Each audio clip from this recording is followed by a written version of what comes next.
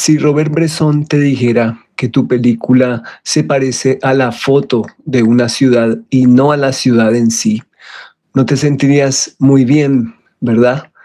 Y bueno, al fin y al cabo, querías compartir tu propia experiencia de la ciudad, pero resultaste mostrando algo que no es tan verdadero como creías, una apariencia. En este video descubriremos a través de 5 ideas clave por qué una película puede y quizás debe transmitir el espíritu de un lugar más que una impresión exterior. Comencemos. Primera idea de la noche. La experiencia vale más que la apariencia. Una película no debe reproducir únicamente el aspecto de las cosas, sino la manera en que las vivimos cuando estamos realmente frente a ellas. Bresson distingue entre contemplar la imagen de un lugar y conocer o quizás habitar ese lugar.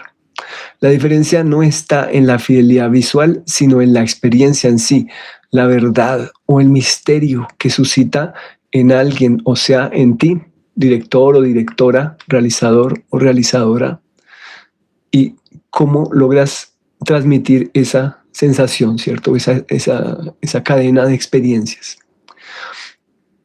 Esta idea prolonga la nota número 196 que ya habíamos estudiado previamente.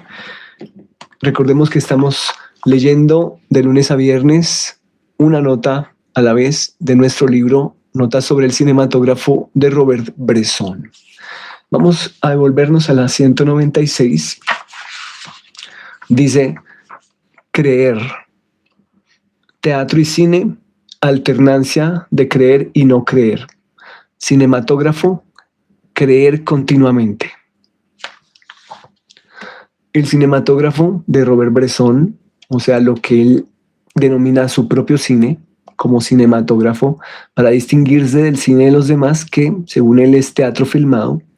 Entonces, en su cinematógrafo, este alcanza su fuerza cuando el espectador deja de contemplar una representación, como en el teatro o en el teatro filmado, y comienza a sentir que participa de una realidad. Y yo les pregunto a ustedes hoy, ¿podríamos llamarle, entre comillas, realidad o quizás el estilo de un creador o creadora convertido en realidad? Vamos con un ejemplo concreto de Bresson, la película Mouchet. En Mouchet y bueno, también Al-Azar Baltasar, en esas dos, el campo nunca funciona como un decorado pintoresco o bucólico.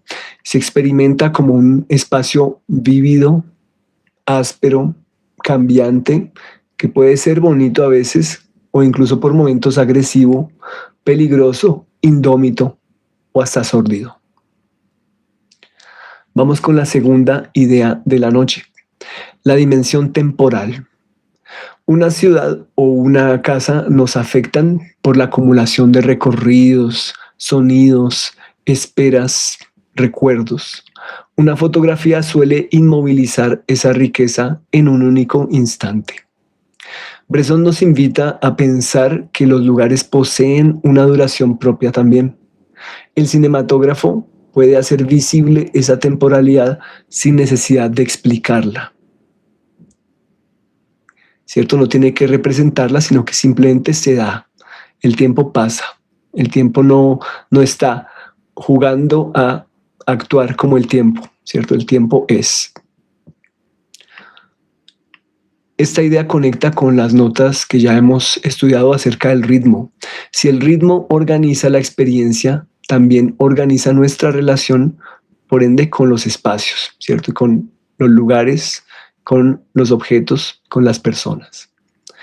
Un ejemplo concreto, en El diario de un cura rural, de Robert Bresson, si tuvieron la oportunidad de verla, recordarán que la parroquia de este sacerdote, de este cura rural, que protagoniza la película, adquiere sentido porque la habitamos de alguna manera junto con el sacerdote a lo largo del tiempo, ¿cierto? No porque sea visualmente interesante, espectacular o aburrida, ¿cierto? Cualquier adjetivo que ustedes le quieran poner.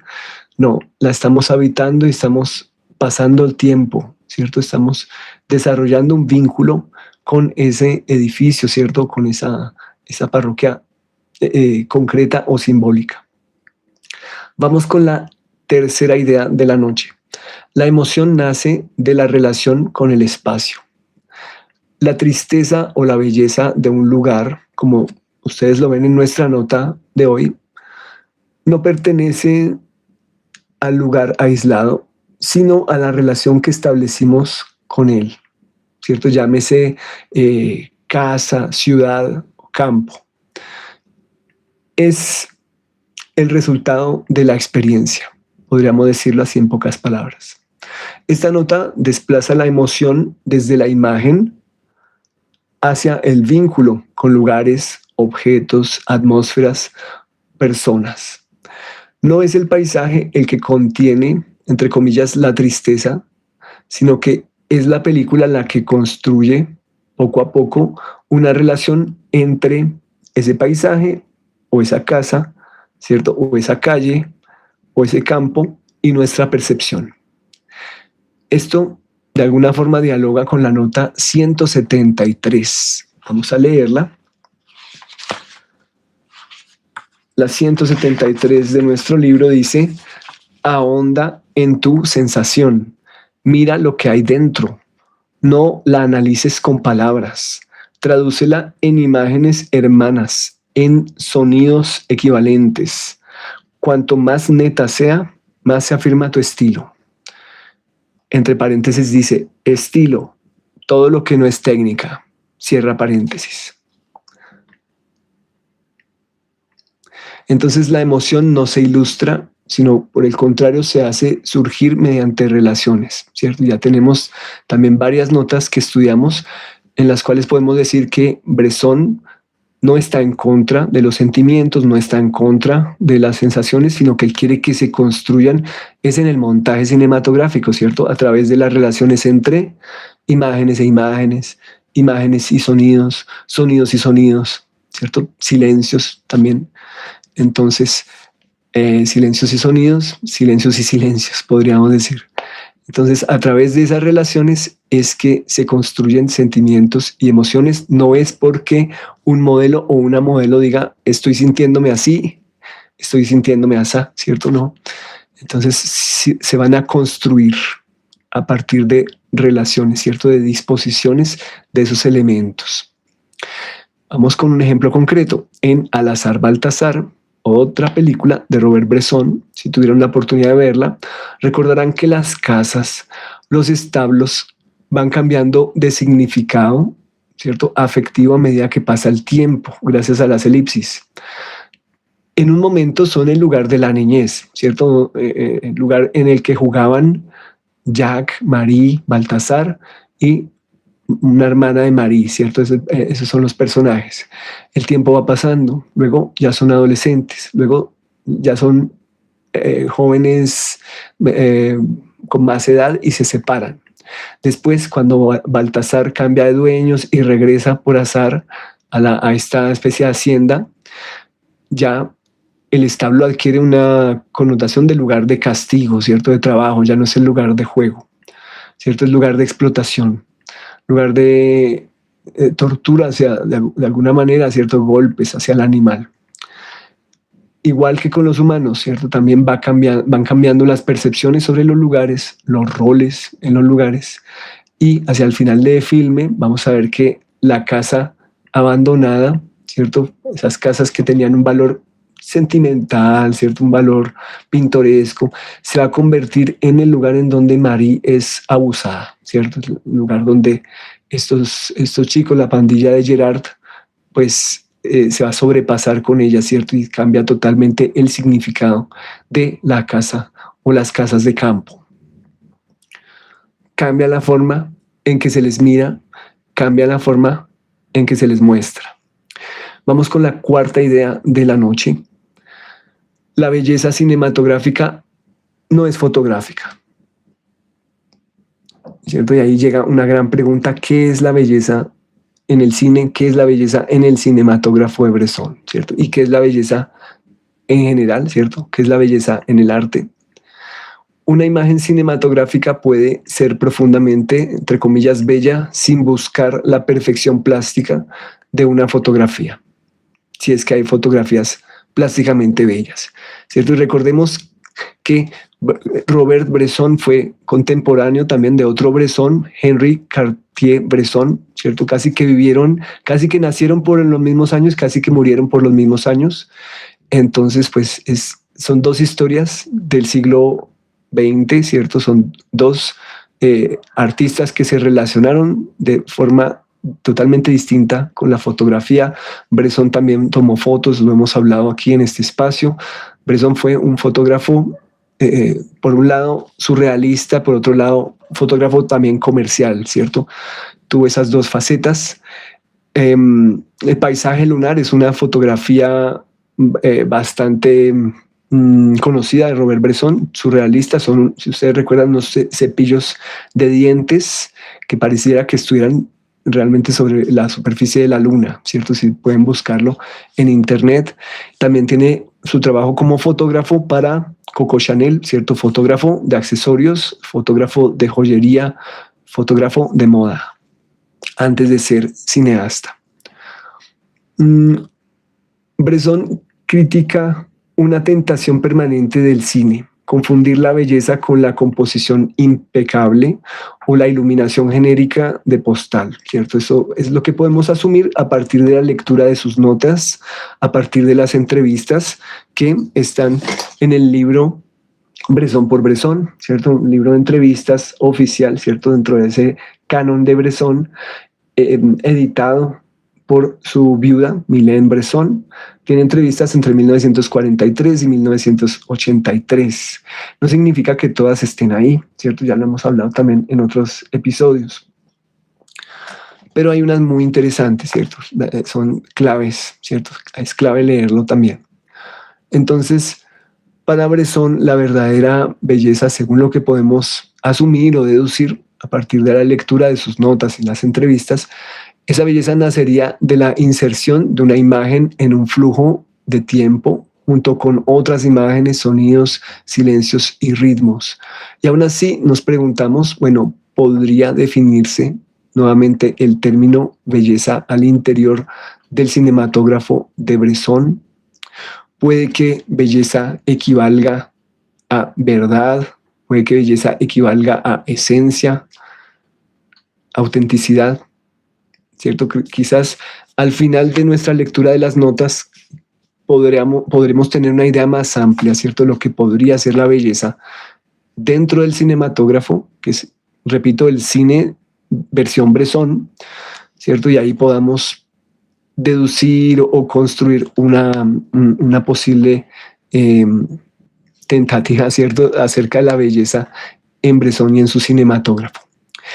En El dinero de Bresson, muchas imágenes son visualmente austeras, al igual que en el resto de su obra, pero adquieren una enorme fuerza por su posición dentro del conjunto y sobre todo dentro del contexto de vorágine creada por el montaje y las relaciones entre imágenes e imágenes, imágenes y sonidos, sonidos y sonidos, a la que han sido arrastradas, ¿cierto? Esta vorágine que ha arrastrado a los personajes y a las situaciones, ¿cierto? Esto se crea a través del montaje, a través de esas relaciones entre pequeñas situaciones, entre muchos personajes que terminan siendo arrastrados o tentados o obligados, ¿cierto?, a la circulación del billete o de los billetes falsos en esa sociedad, ¿cierto?, en ese contexto específico. Vamos con la quinta y última idea de la noche. El cinematógrafo devuelve el mundo a las cosas. La misión del cinematógrafo no consiste en fabricar imágenes para el recuerdo o para el mercado de la memoria, sino consiste en devolver probablemente a las cosas la densidad con la que existen en nuestra vida cotidiana. Esta idea reúne muchas notas anteriores en las que se podría hablar del rechazo del artificio teatral, la independencia entre imagen y sonido, el valor del ritmo, el descubrimiento de lo desconocido y la búsqueda de una escritura nueva, ¿cierto?, entre otras. Todas estas notas o estos temas apuntan hacia un mismo objetivo, que el mundo filmado conserve su espesor de, entre comillas, realidad, ¿cierto? Pero la realidad no es una definición cerrada en Bresson, ¿cierto? Si no lo era en alguien como André Bazin, ¿cierto? Tampoco lo fue en los cineastas de ese momento histórico, ¿cierto? Que también tuvieron que hacerse esa pregunta y se contagiaba la pregunta, ¿no? Entre ellos, porque era la pregunta, digamos, de moda en cuanto a la crítica, en cuanto a la apreciación de cine, ¿cierto? Y en cuanto a la divulgación también, ¿cierto? Era una de las preguntas que se hacían quienes hacían cine, quienes escribían sobre cine. Una ciudad filmada por Bresson, volviendo a los elementos que hay en nuestra nota, que es ciudad, campo, una casa, ¿cierto? Una ciudad, por ejemplo, filmada por Bresson, no pretende convertirse en un icono visual. Pretende seguir siendo una ciudad, ¿cierto? Con toda su complejidad, sus ritmos, su misterio, ¿cierto? Puedo traer un ejemplo aquí de otro cineasta, ¿cierto? Jacques Tati, ¿cierto? La ciudad de Bresson no es el playtime de Jacques Tati, ¿cierto? Que es el artificio hecho ciudad para la cultura de masas occidental, omnipresente, consumista, homogenizada, ¿cierto? También hay una actitud crítica en Jacques Tati a su manera, ¿cierto? No es la ciudad tal como la ve Jacques Tati, pues no es ni buena ni mala, ¿cierto? Es una forma de representarla, una forma de verla, ¿cierto? Y está en la densidad y en el ritmo tal y como la siente Jacques Tati, ¿cierto? Contrastémosla con Bresson y su sensación propia, ahondada, en la ciudad que sería la contraparte de Playtime, por ejemplo, por hacer este ejemplo descabellado, podría ser la ciudad del diablo probablemente, ¿cierto? Podría ser la versión oscura, pesimista, sórdida de Playtime. Dos maneras distintas de andar en autobús en una ciudad occidental, ¿cierto? Y no sé qué les parezca esta semblanza que hago de estas dos ciudades, de estos dos cineastas que tienen un gran énfasis en los sonidos, por ejemplo, ¿cierto? En los fueras de campo, en el absurdo, el uno llevándolo a la comicidad, el otro llevándolo a veces a lo trágico, al existencialismo, ¿cierto? De alguna manera. ¿Cómo lo ven ustedes, cierto? Esta especie de semblanza, ¿cierto? Esta digamos, analogía, no sé si analogía o distinción entre los dos ejemplos de ciudad, ¿cierto? ¿Quién o de qué manera ambos también tienen su propia densidad, ¿cierto? Su propia idea, su propia sensación de lo que es la ciudad contemporánea, aunque se llevan casi una década de por medio.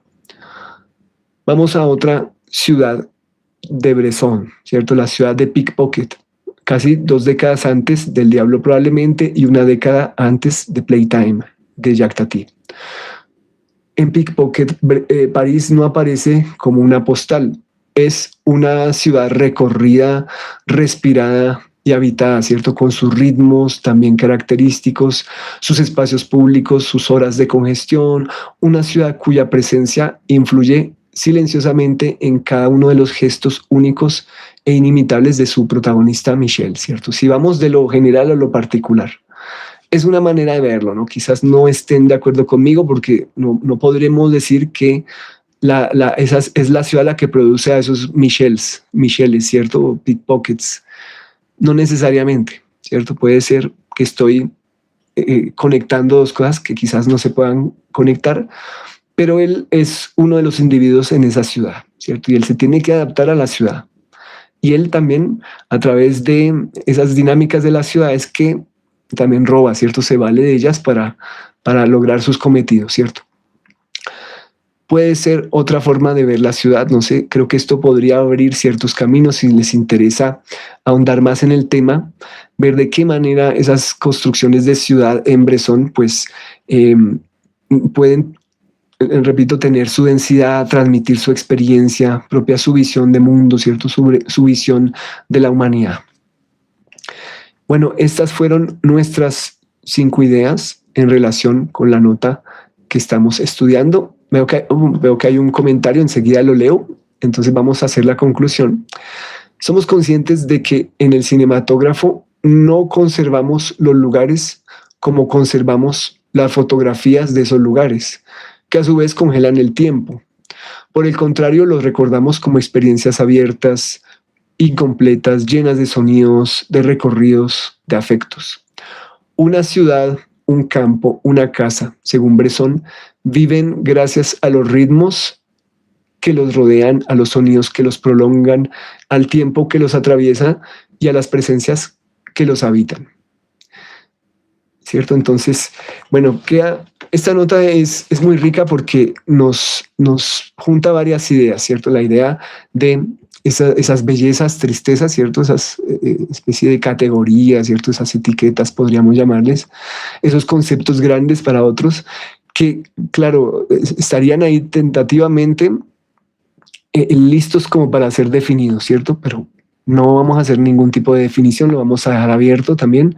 Creo que entre más notas leamos, más podremos acercarnos algún día a una definición o a una intuición de Bresson acerca de estas categorías grandes, ¿cierto? Estos adjetivos tan poderosos, o bueno, sustantivos ahí, ¿ciertos? Tristeza, belleza. Otra cosa, cómo se relaciona con espacios, con objetos, ¿cierto? Directamente. No es la primera vez que se acerca a casas, calles, ¿cierto? Esto como los lugares públicos, los lugares rurales o urbanos, ¿cierto? Por excelencia. Y por otro lado, está esa relación con el tiempo, ¿cierto? Que como que en principio podríamos leer la nota de dos formas, ¿cierto? Como que está por el lado de la belleza, ¿cierto? De evitar lo genérico de las postales, porque también lo menciona mucho en notas y entrevistas, ¿cierto? Evitar lo que llama cartpostalismo, ¿cierto? Como evitar las imágenes postales, ¿cierto? Evitar imágenes de por sí genéricas, turísticas, ¿cierto? De tarjeta postal. Pero también se puede leer como el evitar lo fijo, ¿cierto? Evitar lo que está congelado en el tiempo.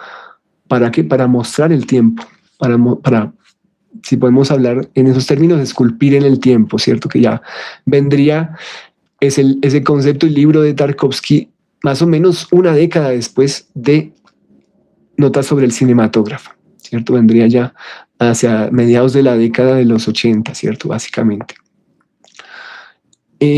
Vamos a reformular nuestra nota como hacemos cada noche, como planteándonos ese ejercicio, cómo la podemos transformar a nuestra conveniencia, como para asimilarla, para recordarla. Podríamos convertir esta nota en no filmes para que el espectador admire imágenes fijas, filma para que habite el mundo y el tiempo que esas imágenes contienen. No sé qué tal les parece, si guardamos las ideas principales ahí, si estamos protegiendo ese cuidado por el habitar las imágenes, el entrar a recorrerlas, ¿cierto? Y también la dimensión temporal. No sé qué les parece. O podemos hacer la nota aún más condensada, es decir, una película no debe parecer una fotografía del mundo, sino debe parecer un encuentro con el mundo. ¿Cierto? Es como de nuevo poder descongelar el tiempo, ¿cierto? Poder entrar en la fotografía, ¿cierto? Y encontrar ese fluir, encontrar sus ritmos, encontrar otras características ahí que no por demeritar la fotografía, sino por ampliar la experiencia del cinematógrafo. Entonces, no sé qué les parece ese ejercicio de reformulación a esta hora de la noche, un viernes 17 de julio de 2026. La linterna mágica, gracias por tu comentario. Voy a leerlo aquí en la otra pantalla, permíteme. A ver, es que en la del teléfono se activa un traductor. Entonces, permíteme. Dice, hola, muy interesante y minucioso tu contenido. Gracias. Bueno, gracias a ti por estar aquí, gracias por la atención. Sé que un viernes en la noche no es fácil, hay muchas opciones, muchos planes, muchas tentaciones por ahí, pero aquí estamos, ¿cierto? Y trato de que estas notas sean lo más prácticas o amenas, ¿cierto? Que nos acerquemos a las notas no con la verdad absoluta, pues sería imposible, pero sí tratando de hacerles preguntas, de hacer elucubraciones, hacer lecturas muy intuitivas, ¿cierto? A partir de la pura experiencia, la pura sensación y a partir de las lecturas de otras notas, ¿cierto? Entonces, dicen, no para ancianos como yo. Bueno, todos tenemos un poquito de ancianos y un poquito de jóvenes también. Entonces, gracias por estar ahí. Sé que, como digo, a veces no es fácil, a veces eh, hay mil cosas que hacer, ¿cierto? Uno en compañía de otros o en soledad, pero pues gracias por estar ahí, por pensar en el cine, por pensar en esas ideas de Bresson. También admirable cómo alguien se puso a hacer todas esas notas, ¿cierto? Vamos en la mitad del libro y es la 209, entonces estaremos llegando alrededor de las, bueno, no, es que no he numerado todas porque quiero darme sorpresas todavía, entonces imaginemos que, bueno, es la mitad del libro, entonces viene una cantidad considerable de notas, cada vez son más complejas, cada vez recurren a notas anteriores, tratan como de complejizarlas o darles una vuelta de tuerca. Y les confieso que no es tan fácil a veces últimamente hacer las notas porque en verdad sí se han complejizado más, entonces requieren a veces más tiempo. Dice, llegué tarde, voy a activar la campanita para la próxima. Acabé de conocer tu canal. Gracias, la linterna mágica. Y qué bueno que tienes ese nombre. Si tienes ese nombre, es por algo, ¿cierto? Porque te gusta mucho el cine, porque, bueno, debes tener una relación también muy profunda con el cine. Entonces, gracias por estar ahí. Eh, Te recomiendo también otros contenidos de este canal. No solamente hay cosas de Bresson, también hay listas de reproducción sobre Bazin, sobre Sergei Eisenstein, algunos clásicos, también de contemporáneos. Hay cines locales también de vez en cuando. Hay un poquito de todo. Y este proyecto de Bresson y las notas en este momento pues es el que más me gusta, ¿cierto? Creo que nos toca, ¿cierto? Que es muy atemporal, que es totalmente vigente, ¿cierto? Que cualquiera que sea nuestra relación con el cine, con las imágenes, con lo audiovisual, pues ahí va a estar, ¿cierto? Ya sea que trabajemos con eso o seamos simplemente apasionados o cinéfilos, pues de alguna manera nos plantea preguntas, ¿cierto? Sobre esa relación, sobre las tecnologías actuales, porque Bresson es un visionario, ¿cierto? Escribió esto entre el 50 y el 74, ¿cierto?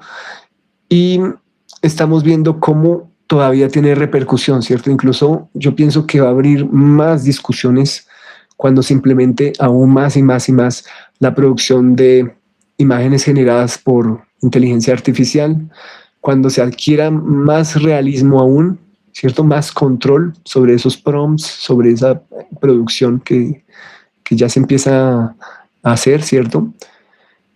Entonces ahí habrá otros dilemas, otros debates, especialmente sobre las actuaciones, sobre, ¿cierto? Los gestos humanos, sobre lo expresivo o lo inexpresivo, ¿cierto? Eso va a tener un lugar grande, una discusión grande con esas inteligencias. Dice, acabo de abrir un canal sobre el lenguaje cinematográfico, por eso el nombre. Excelente. Si nos quieres dejar el nombre ahí en el chat, sería genial para seguirte también. Entonces, qué bueno que tengas tu canal. Felicitaciones también porque es de mucha disciplina, de motivarse uno mismo todo el tiempo, de a veces estar con toda la energía unos días y otros días tener cansancio, pero aún así saber que hay que seguir.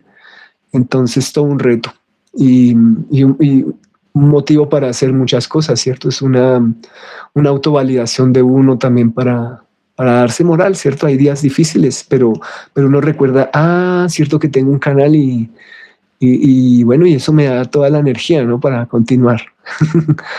Entonces, es muy satisfactorio también por las ideas que puedes compartir en tu canal y sobre el lenguaje del cine, pues también mis respetos, es el tema más necesario ahorita en este momento, ¿no? Pues dado que tenemos tantos lenguajes audiovisuales y volver a darle importancia al del cine, pues creo que es totalmente imprescindible, ¿cierto? Tenemos por un lado series, streamings, videojuegos, reels, todas las redes sociales al ataque, ¿cierto? Todas las manifestaciones de videos, todos los tamaños de pantallas. Entonces es necesario volver a apreciar, ¿cierto? El lenguaje cinematográfico o los posibles lenguajes cinematográficos que se han generado. Eso es muy interesante. También alguien más saludó aquí. Luz Shikai. Hola también a Luz Shikai. Sí, gracias por estar ahí. Sé que no es fácil. Repito, un viernes en la noche. A veces uno llega tarde o tiene que salir a hacer otras cosas. Entonces, de verdad, gracias por esa compañía. Esta nota me gustó mucho. Siempre hay que probar nuevas formas como de hacer la presentación y todo eso, entonces espero poder optimizar, ¿no? Porque a veces uno es muy, como decimos acá en Colombia, muy ladrilludo, ¿no? A veces es muy rígido con las presentaciones o introducciones, entonces más bien verlo desde otra forma, ¿no? No, para uno mismo, como no llamarle introducción, voy a hacer más bien llamarlo de otra forma, ¿cierto? Una presentación distinta, no sé, un apéndice, no sé, como un diálogo, un encuentro. Pensar en todas esas cosas. Ese mismo nombre, pero es para dar a conocer el lenguaje en el cine a los aficionados. No es a un nivel tan analítico como el tuyo. Bueno, gracias. Pues sí, digamos que yo trato de enfocarme en la forma, en los planos. A veces digo, bueno, ¿será que vale la pena para algunos espectadores decirle, bueno, ¿qué es el plano? ¿Cierto? El plano es, ¿cierto? Y como una definición y así como cosas muy, muy básicas. A veces yo digo, bueno, ellos quizás lo pueden aprender de otra manera o buscando en el internet, en no sé, como en estos motores de búsqueda más esenciales, pero a veces pienso, ¿qué tal si lo vemos, pero de otra forma, ¿no? Como ya más en la práctica, o si damos un paso allá y quizás no, nos hablamos de otras cosas que no se suelen hablar en la escuela de cine, ¿cierto? Como otras ideas, otros conceptos. Y por eso trato a veces de evitar lo autobiográfico, perdón, lo biográfico, no hablar mucho de la vida de los cineastas. En algunos realmente pienso que no tendría, no agregaría mucho, en otros sí es determinante. Pero sí el conflicto que tenemos todos los que hablamos de cine acerca de cuál sería el nivel para comenzar, ¿cierto? De nuestra audiencia. ¿Será que ellos ya saben, por ejemplo, eso, qué es un plano, qué es un encuadre, qué es un plano cenital, qué es una toma, ¿cierto? A veces digo, bueno, eh, es que eso sería lo que diferenciaría los canales, ¿cierto? Y en un punto, yo te pregunto, por ejemplo, si tú empiezas tu canal y estás en lo más básico del lenguaje, a medida que pasa el tiempo, ¿qué harías? Digamos, ¿avanzarías? ¿Cierto? ¿Irías nivelándolos a ellos y van todos creciendo? ¿O te quedas siempre, digamos, digamos, como en ese lenguaje más como para los que se están iniciando hasta ahora? ¿Harías ejercicios? ¿Harías práctica? Entonces, esas son las grandes preguntas, me parece, como hacia dónde lo quieres direccionar. Eso sería muy bonito también de verlo, ¿no? Dices, bueno, creo que no, ¿escribiste algo más? No, por ahora no. Pero sí me parece que es necesario para que las personas también aprendan digamos, nada más a coger una cámara, ¿cierto? A veces empezando por distintos modelos de cámara y yo veo que a veces no hay como un cuidado al tomar la cámara, al moverse con la cámara, ¿cierto? A veces se le delega a la tecnología ¿cierto? Por ejemplo, a un estabilizador de imagen y no se practican esos ejercicios que nos enseñaban en la escuela como para caminar con una cámara, ese tipo de cosas. Entonces, si tú lo puedes hacer y sabes cómo llegarle a las personas, cómo tener esa sensibilidad, sería genial. Por ejemplo, hablar de los tamaños de planos, ¿no? Siempre es algo que las personas enseñan de manera muy mecánica. Este se llama tal plano, este se llama otro, en tal país se llama plano holandés, en otros países se llama de tal forma. Composición, eso es muy bonito también. Entonces, yo auguro que te va a ir muy bien porque siempre las personas están aprendiendo, todo el mundo usa cámaras, entonces ahí hay una gran oportunidad y si tú lo sabes integrar con, digamos, el por qué o el para qué el uso de ese lenguaje o las ocasiones, ¿cierto? Cómo se usa comúnmente o cómo de pronto podrías hasta romper alguna regla, ¿cierto? Sería muy, muy interesante. Entonces, eh, dices, empecé así para compartir lo que sé y he aprendido a lo largo de los años. Doy contenido más sencillo para gente que no sabe mucho sobre audiovisual, pero sí quiero realizar contenido más destacado. Excelente, porque a medida que el tiempo pase, pues eso va saliendo, ¿cierto? Eso te va llevando en alguna dirección, ¿cierto? Empezarás a grabar y a hacer ejercicios, posiblemente lleguen a hacer un cortometraje. Sí. Dices, perdón por mi español, soy italiano. Ah, buonasera.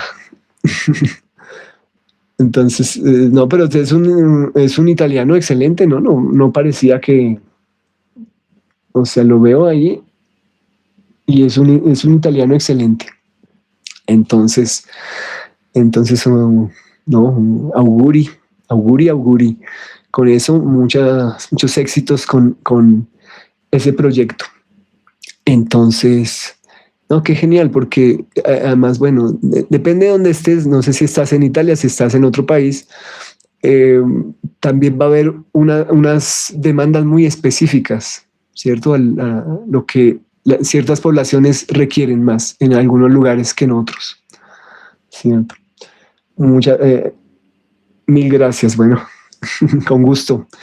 Me entusiasma que haya personas que estén haciendo esos contenidos también porque yo a veces pienso que somos muy pocos, no sé, los que, o sea, que estamos empezando y que nos enfocamos más en las personas. A veces unos se enfocan en como en lo que más guste y en llevar la corriente, en hacer videos sobre las películas de moda. Entonces hay tentaciones, ¿no? Por ejemplo, bueno, qué fácil sería ver qué sé yo, la Odisea este fin de semana y hacer como una crítica sobre la Odisea. Pienso que no tiene sentido, ¿cierto? Pienso que mucha gente lo va a hacer y no es ese tipo de películas eh, eh, las que me entusiasman, ¿no? Y que en general, pues conociendo la trayectoria de esos tipos de cine, de ese tipo de directores, pues muchas veces serían críticas muy negativas, ¿cierto? Como simplemente eh, decir que le faltó, que no hizo, que no pudo hacer.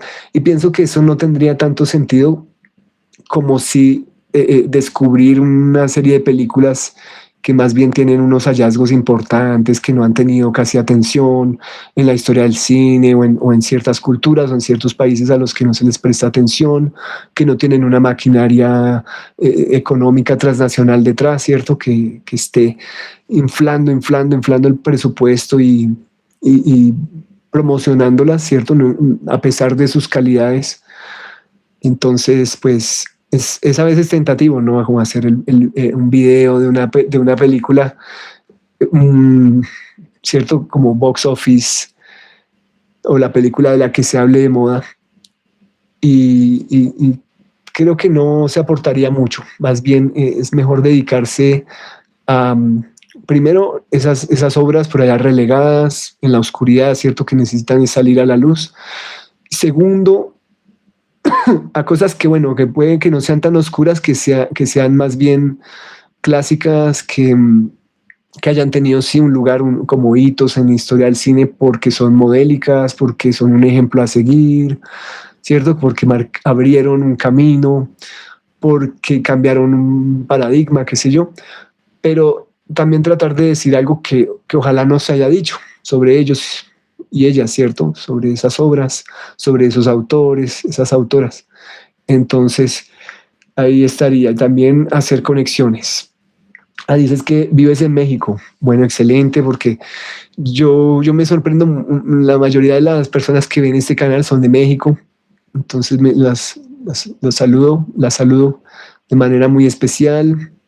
Entonces, no sé qué haría de no ser por México y Argentina, que creo que son los países que más ven este canal. El tercero creo que sería Perú, y Perú me gusta mucho su cine también.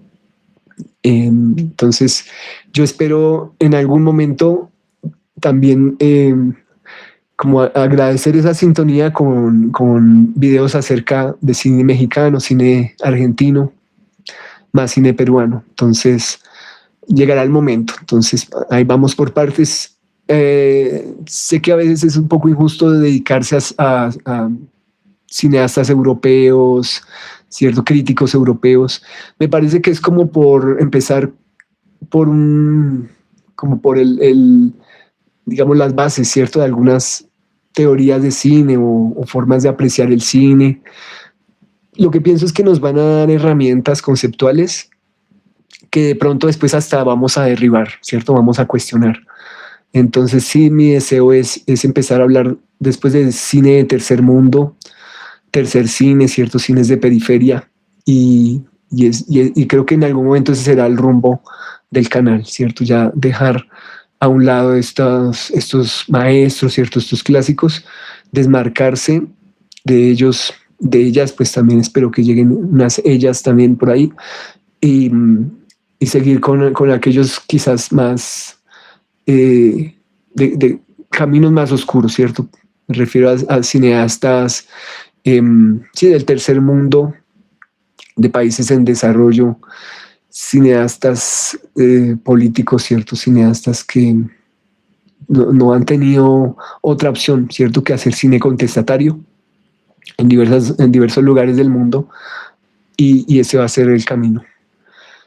Entonces, pues siempre teniendo eso en mente, vamos avanzando. Además que el tiempo va pasando también. Yo me sorprendo que a veces yo digo, bueno, vamos a hacer la continuación de tal video y no se ha hecho todavía, pero han pasado meses, ¿no?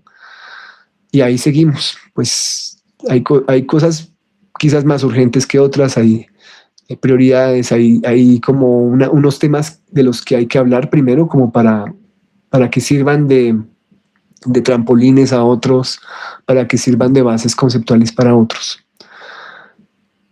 Sí, entonces ahí vamos con eso. El próximo video es un tema local, es sobre dos cortometrajes del pasado Festival de Cine de Cartagena. Imagínense, estamos ya finalizando julio prácticamente y todavía hablar de algo que pasó en abril, pero me parece que va a perdurar. Entonces, por eso vale la pena hablar de aquellos dos cortometrajes que para mí fueron valiosísimos en el Festival de Cine de Cartagena pasado, que incluso temerariamente digo que pueden estar más sobresalientes que los largometrajes colombianos.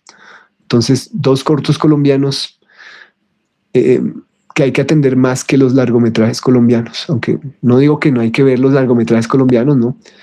Pero que de pronto se disfrutan un poco más y tienen experiencias estéticas que son más ricas, más desafiantes en esos pequeños cortos, ¿cierto?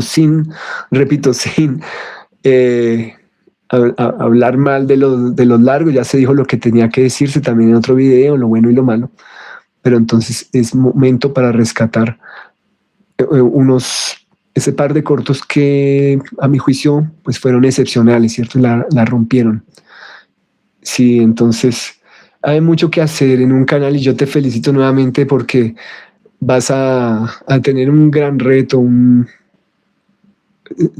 sí, un camino largo por delante. No sé cuántos videos planeas hacer al mes o a la semana, no lo sé, eso el tiempo te lo dirá. Sí, depende cómo te sientas, depende de los temas, las urgencias, la relación que tengas con el público, lo que tú veas que es requerido en tu entorno. Si, tú puedes incluso hasta salir, ¿no? Y grabar con la misma gente en sitios públicos, en parques, qué sé yo, calles. Sí, yo quisiera hacer eso de alguna forma, pero los temas de este canal no dan tanto, ¿no? Porque es más de teoría, más de leer libros, leer artículos, hablar de una película que estuvo hace 100 años o que está en cartelera en salas culturales. No se hace tan necesario el salir. A veces, pues no se requiere tanto. Quizás en el futuro también, pues también por el estilo de vida que uno tiene, también que no es de salir tanto, no hay un parque cerca, ese tipo de cosas, ¿no? Como es para bien o para mal, es como un lugar de la ciudad en donde no, como que uno dice, mejor no salgo porque es más engorroso, ¿no?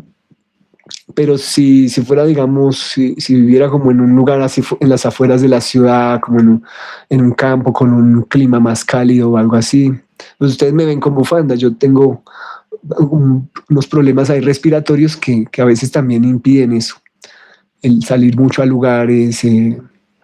Es una situación de salud, pues que hay que cuidarse. Entonces, mm, sí, cada canal va a pedir lo que necesite. Dice, ah, escribiste algo, pero te retractaste. Era sobre cine colombiano, me parece, no sé. Sí, no sé si. Creo que, bueno, me aparece por alguna razón, pero no sé si quieres que lo lea. No, mejor espero a que lo publiques de nuevo si quieres. Em, pero es un reto. Yo me imaginaba también que este canal podría derivar de pronto en hacer ejercicios también, en grabar cortos con personas. Pensaba, uy, tengo unos amigos y amigas que actúan, de pronto podemos poner en práctica algunos conceptos que hemos aprendido en los mismos libros, ¿cierto? O en los cineastas, pero no se dieron las cosas, entonces de pronto sea forzarlo mucho. Pero si a ti se te dan las cosas si estás también muy bien acompañado, si tienes personas especiales que te puedan ayudar a grabar ese tipo de prácticas, qué sé yo, escenas, ¿cierto? Planos, componer, sacar cámaras. Si requieres equipos más complejos, pues la ayuda de las personas es vital. Dices, bueno, me interesa mucho conocer más sobre cine colombiano y de otros países latinos. Viviendo 45 años en Italia, tengo buen conocimiento del cine europeo, pero menos otros países. Dice, lo corregí por lo de mi teclado que falla mucho.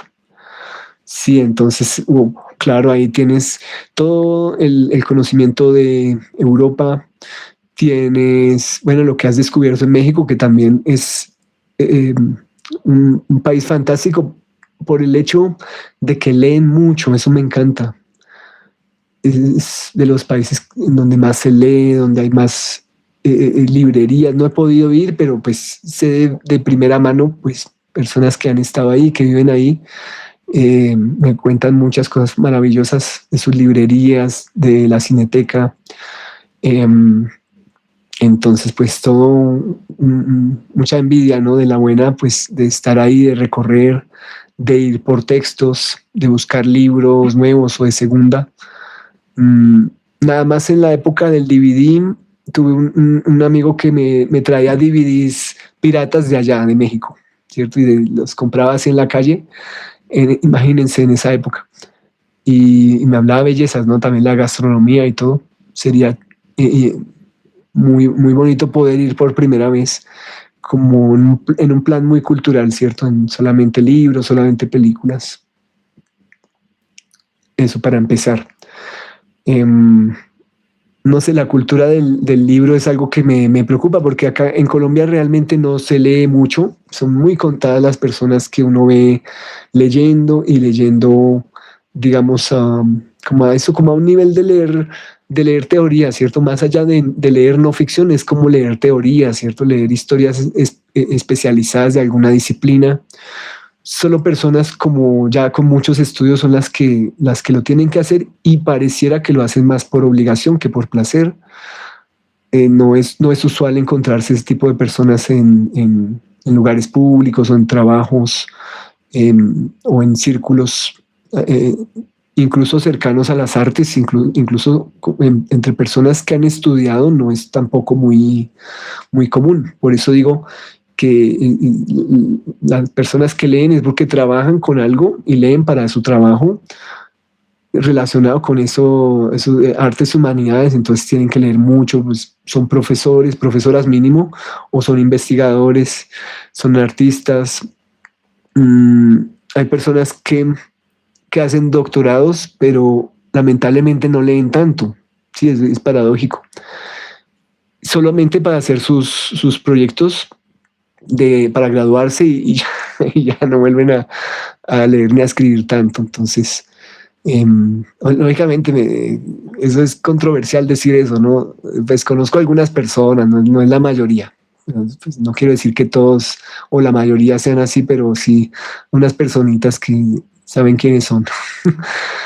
Entonces, bueno, el trabajo del canal es bonito porque me he puesto en la tarea de conseguir algunos libros que no encontraba en las bibliotecas locales, bibliotecas, por ejemplo, la biblioteca de la Cinemateca, que es excelente, ay, se me olvidó, la Becma.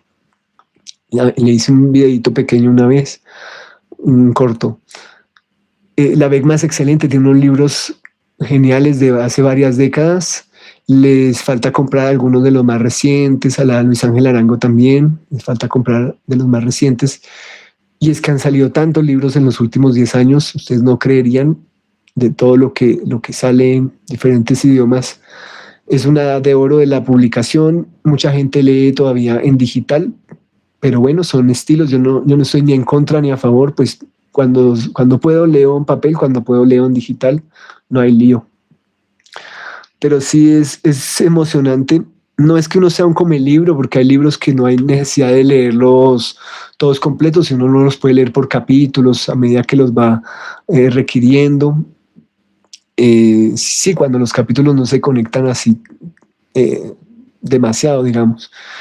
Pero hay otros que sí hay obviamente que leer de comienzo a fin cuando hemos hecho videos acerca de adaptaciones. Entonces, por ejemplo, leer el diario de un cura rural, leer este de Messier Ripois, también fue excelente. No esperaba que fuera una lectura tan emocional, ¿cierto? Como tan visceral. Entonces pensé que era como una literatura que no es así renombrada, ¿cierto? Como algo que no es un gran autor, qué sé yo, pero fue muy bonito, ¿no? Hay libros que no necesariamente tienen que ser de autores consagrados para que lo toquen a uno. Pero acá en Colombia sí se lee ficción, se lee, digamos, libros como periodísticos, libros sobre política, sobre el momento político, libros de periodistas se leen mucho. Creo que es lo que más se vende y escritores locales sí se venden mucho. Mm, yo soy pésimo para los nombres de los nuevos y las nuevas escritoras porque son muy de literatura, digámoslo así. Quisiera leer algo muy de cine que se produzca acá, que se escriba acá. Me gustó mucho el libro de entrevistas de Jerónimo Artebortúa, el de Los cines por venir. Y de los cineastas que conocí ahí, los leí todos, me los devoré. Y me queda como un par de los que no conozco mucha de su obra, pero me parece un libro genial de entrevistas y ojalá que vengan más, que él siga escribiendo. Me parece increíble como ese gran esfuerzo, ¿no? Por conectar varios cineastas de distintos países y, y él mismo mostrar también sus intereses y sus preocupaciones ahí en ese texto, sin que sea eh, centrado en él, sí, sino él como entrevistador. Eso estuvo genial. Mm, Dices, se lee cada vez menos, sobre todo entre los jóvenes. El problema es que los social media son culpables de bajar la capacidad de atención en la gente. Eh, que si conozco a Giulio Bresani, cineasta brasileño, no sé si he visto algo de él, pero sí tengo varias películas de Bresani por ahí que tengo que ver. Tengo de um, Walter Hugo Couri, también de um, Carlón, ¿cómo se llama Carlón? Se me olvidó. Espera, miramos algunos títulos. Yo te digo, creo que no he visto de Giulio Bresani, pero he recolectado cada vez que veo como que en internet comparten eso, yo las guardo.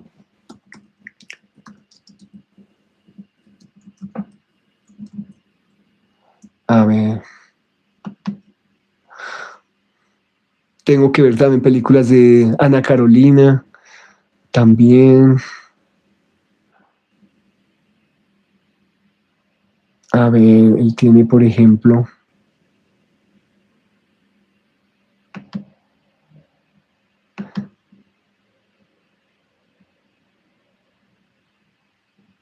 sí, no, y tengo que tengo una deuda con el cine brasileño, me gusta mucho el Cinema Novo, Cinema Marginal también.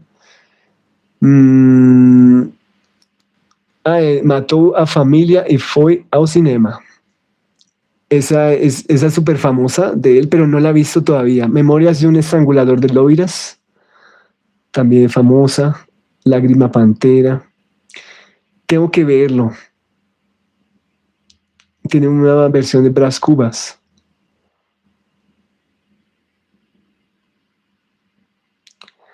Sí, pues es que bueno, que otros chicos he visto del cinema de Brasil, Andrea Tonacci, Glauber, em,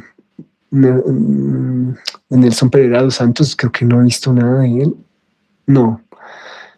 Vi Macunaíma también. Tengo muchos vacíos también, pero sí he recopilado películas, sino que toca sentarse a verlas. Realmente de Walter Hugo Curi, vi esa Noite Vacía.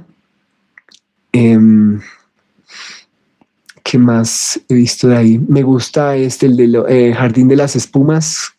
Ay, ¿cómo se llama? Pareció genial esa película. O Jardim das Espumas.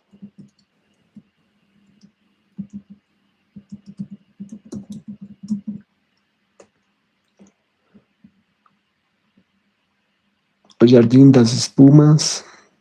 De Luis Rosenberg Filho. Esa me pareció genial y además que el cinema marginal mezcla géneros, mezcla subgéneros, tiene unas cosas increíbles.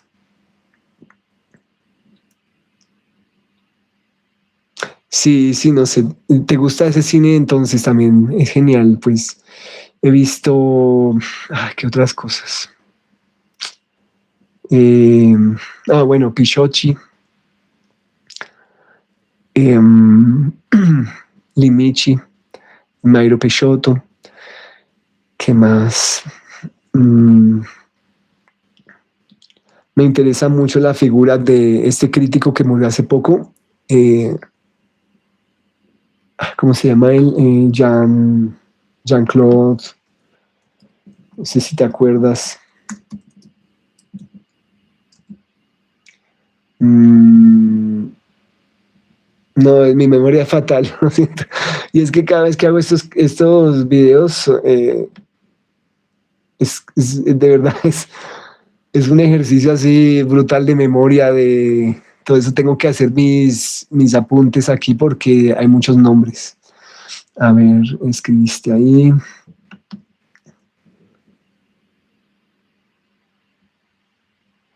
Dice, hay muchas películas estos días. Ay, perdón, toqué la pantalla que no era. Cuando comencé a ver películas en los ochentas, tú empezaste a ver películas en los ochentas, era más fácil como mantenerse, actualizarse.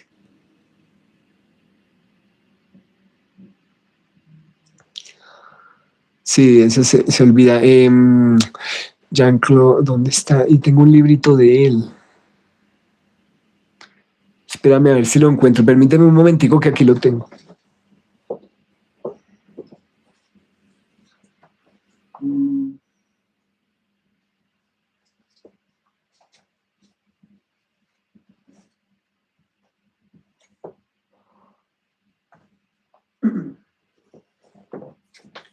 Así, aquí está. Es Jean-Claude Bernadette. Jean-Claude Bernadette. Cinema brasileiro, propuestas para una historia. Perdón que se vea al revés porque uso siempre la cámara frontal. En cambio, este texto sí lo hice invertido. Pero entonces este me parece un cineasta genial. Digo, bueno, él hizo películas, actuó y también como crítico me parece genial. De esto, este lo empecé a leer hace un tiempo, de ahí vi Ladrones de Cinema, de quién es esa película, eso me pareció también genial, que reconstruye estos episodios históricos de Tiradentes con personas del común, ¿no? Y son unos ladrones que se roban la cámara y empiezan a filmar por su lado. Entonces, espera, ¿dónde está? Hay un cineasta que me gusta mucho que es Fernando Coni Campos. Es que en Brasil tienen tantos. Creo que, no sé si él es el director de Ladrones de Cinema.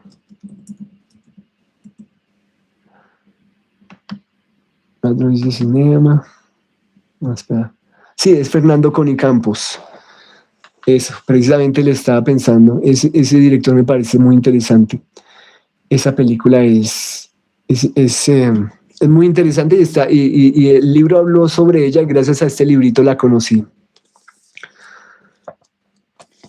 He encontrado varios libros de Jean-Claude Bernadette y de otros autores brasileños en Twitter, en X, en una cuenta que se llama, pero preciso estoy grabando con el teléfono que tiene la cuenta de Twitter, es como, permíteme, aquí a ver si me lo reenvíen un correo.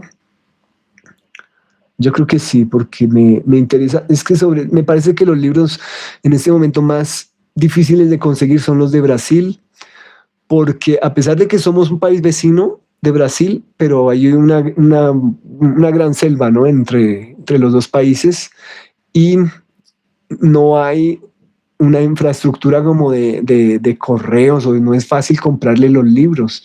Ese libro lo compré por Amazon, imagínate Amazon, pero de Estados Unidos y imagínate toda la vuelta que tuvo que dar ese libro porque uno necesita para comprar, no sé si están viendo este video personas de Brasil, pero uno necesita el CPF, el número de identificación de ellos como para comprar allá. Entonces uno va por las tiendas de internet y si no tiene cómo identificarse desde otro país, uno no puede comprarles. Lo cual está mal, ¿no? Uno debería, pues por el negocio de ellos, debería ser fácil que vendieran, ¿no? Les convendría mucho. Yo nomás les podría comprar algunos libros que siempre he tenido en mente, ¿no? Hay, por ejemplo, bueno, los libros de Glauber Rocha, ¿no? En portugués sería genial. Y sí, lo que te estaba buscando, esa cuenta de Twitter donde hay muchos libros de Brasil. Creo que se llama Dios el Diablo en la Tierra del Sol, la cuenta, algo así. A ver, permíteme. Estoy buscando en las cuentas de correo.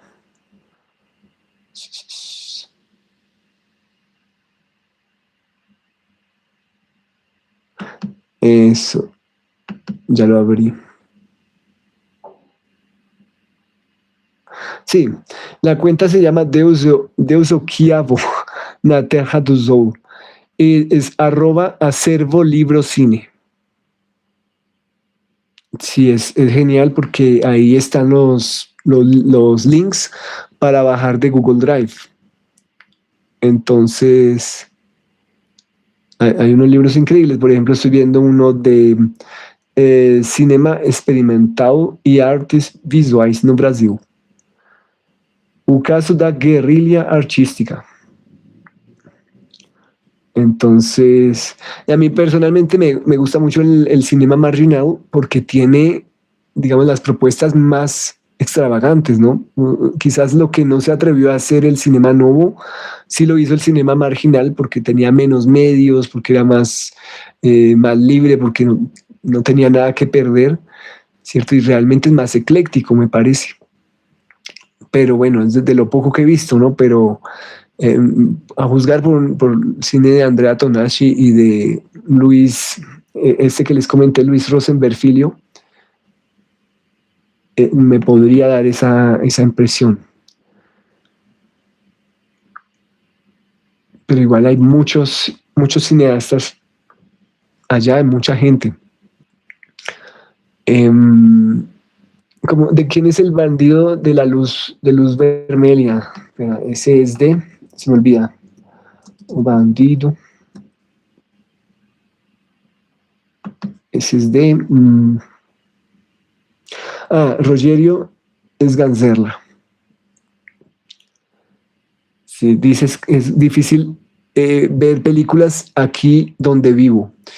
Mm, entiendo, pero mira que, por ejemplo, en esas cuentas de Twitter ahorita no sé qué pasa, pero están compartiendo cine a lo que da. Sí, eh, están poniendo mucho cine en archivos ahí, muchos son de Google Drive o de otros sitios para descargarlas directamente.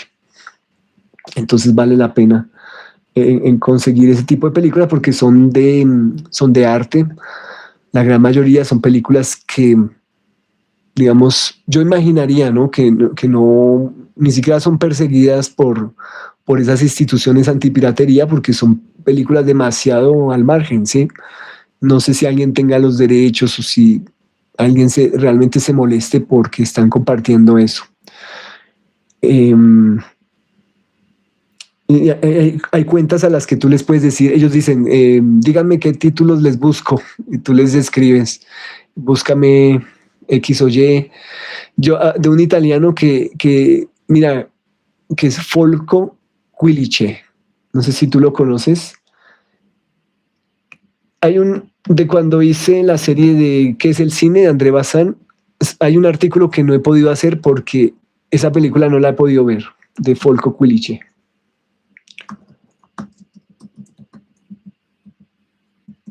Folco Quilici.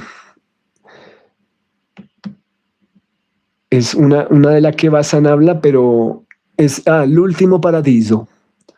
No la he visto porque pues no se puede conseguir, no sé dónde está, no está en YouTube, etcétera. Entonces, pero ya es la promesa, ¿no? El día que yo pueda ver El último paradiso, ese día pues hago ese video que falta en toda la saga de que es el cine de Bazán y estoy emocionado, hasta le pondré la misma musiquita y todo lo que tienen esos videos, toda la presentación. Y Folco Culichi tiene incluso una historia, tiene como eh, l'Italia vista dal cielo. Tiene una serie como de diversas regiones, ¿cierto? Bueno, él lo hacía en su época en un helicóptero, ¿cierto? Entonces en esta época lo harían desde un dron, no sé, y entonces él veía a Italia desde la altura, ¿cierto? Y contaba historias y esto, parece genial. Tiene una que es Tico y el tiburón, que sí que se consigue muy fácil por ahí, pero esa del último paradiso, no, como que nadie la tiene, no sé, no existe. Espero que algún día se pueda encontrar. Tiene una historia de ¿cómo se llama?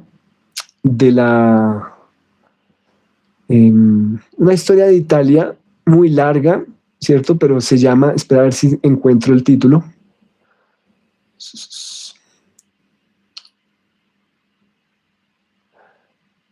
A ver.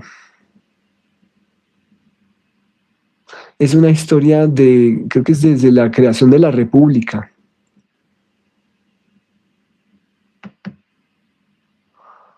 Sí, pero digamos que ese era como el dato. Son películas que no se encuentran. A ver, dices paisajes e historia.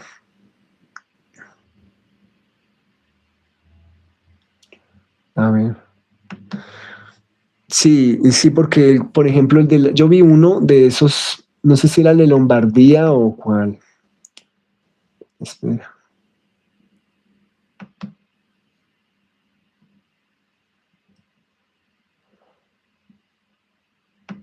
vuelvo a la página de él. Ah, tiene Animali nella Grande Guerra. Yo vi uno de esos episodios de l'Italia vista dal cielo.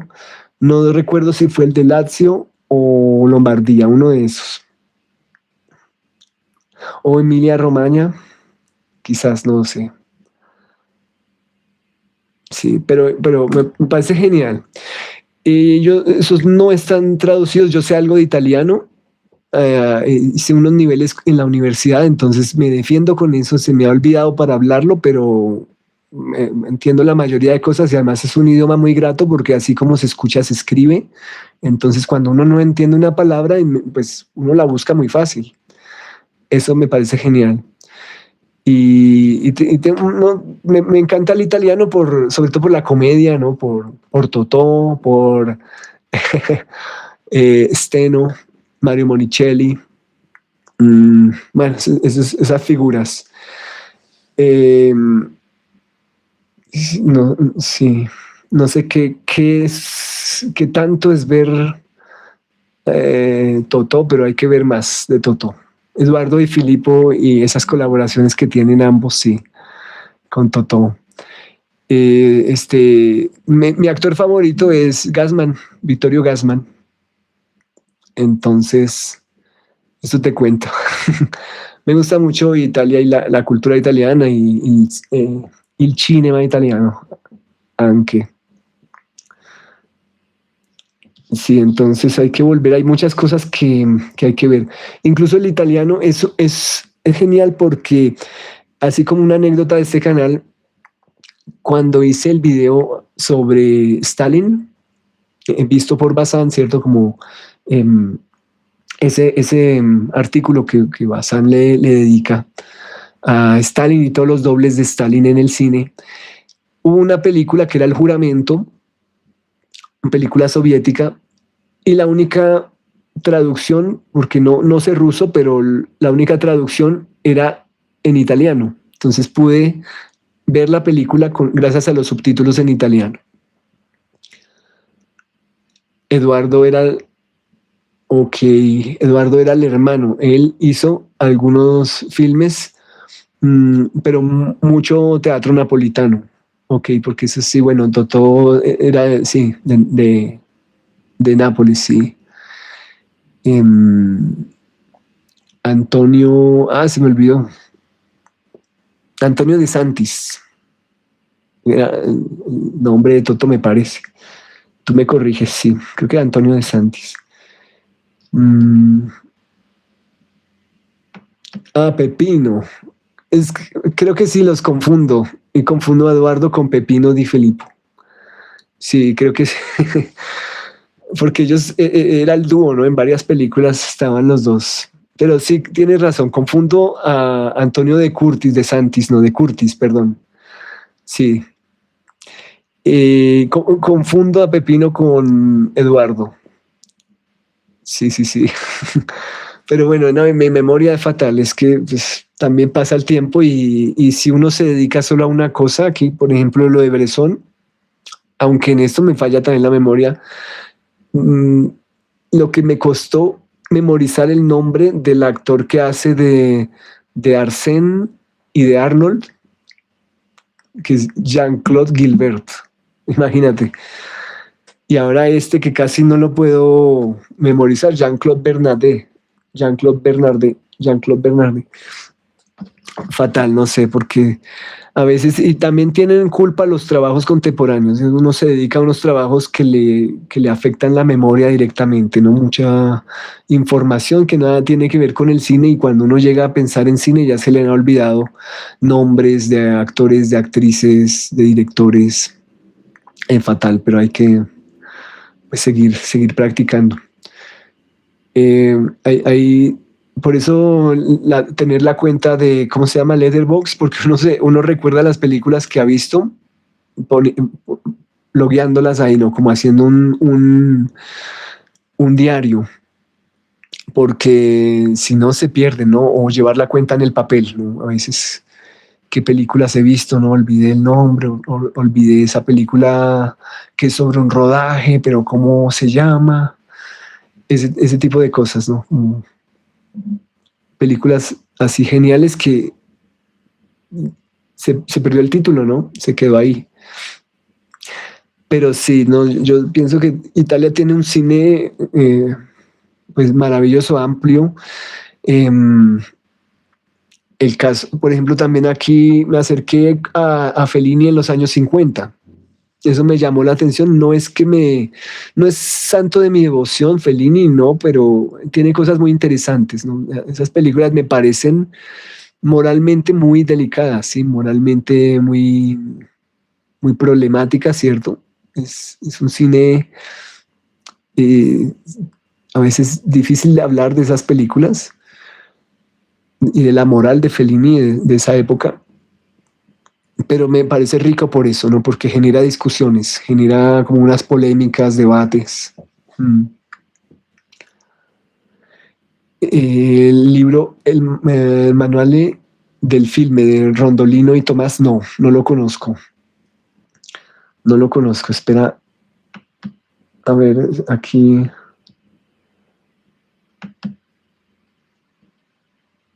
Estoy actualizando la página porque es que quiero ver, porque en el teléfono me muestra tus comentarios traducidos. Me los traduce a inglés, pero quiero verlos, cómo lo escribiste. Eh, el manual del filme de Rondolino y Tomás. No lo conozco, no lo conozco. Hay un manual súper famoso que tiene todos los tipos de planos, movimientos con ilustraciones. Ese, a ver si me acuerdo, qué memoria tan mala. Ese yo lo conseguí, creo que lo compré alguna vez por Amazon.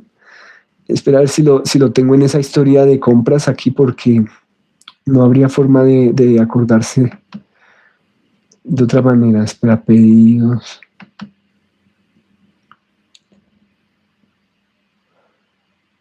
Eso fue de hace, uy, no sé, muchos años. Espera a ver si está todavía.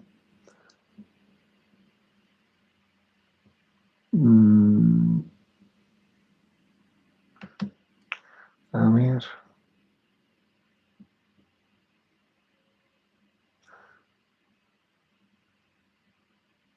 No sé. Borwell y Thompson, sí, eso los tengo.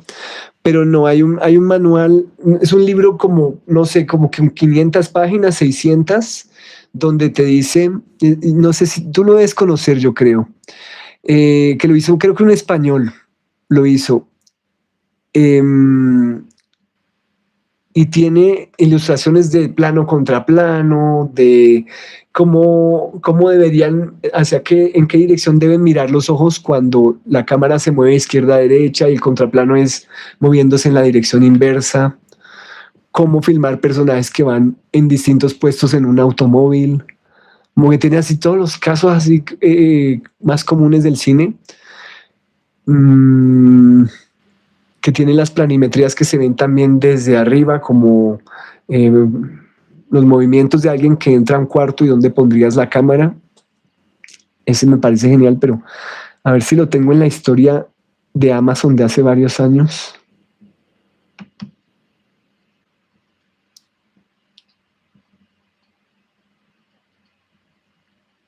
Y de hecho, la última vez que me mudé, llevo como 4 años viviendo aquí, más o menos, y ese es un sitio muy pequeño, pero cuando vivía en el otro apartamento era grande y ahí sí tenían los libros en biblioteca, los podía ver, pero ahorita están en cajas todavía. Entonces, ese libro está por ahí en algún lugar, pero es un libro, a ver si lo encuentro.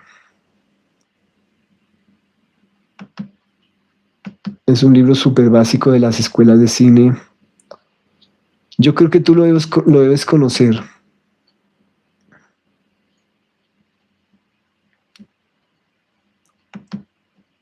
A ver, estoy buscando.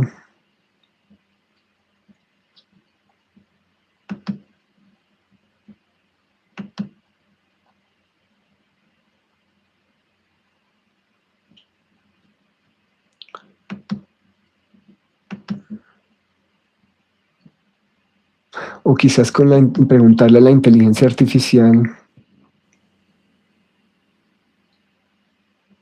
Mm,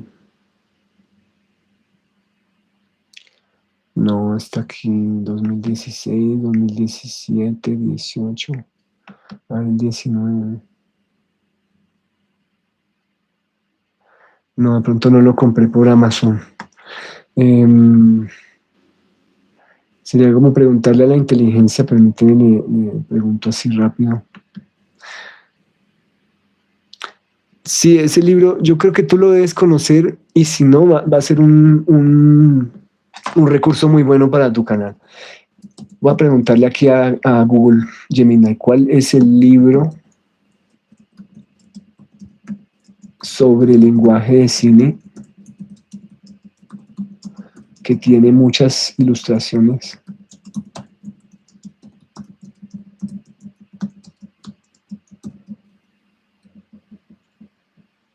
y que es básico en escuelas de cine?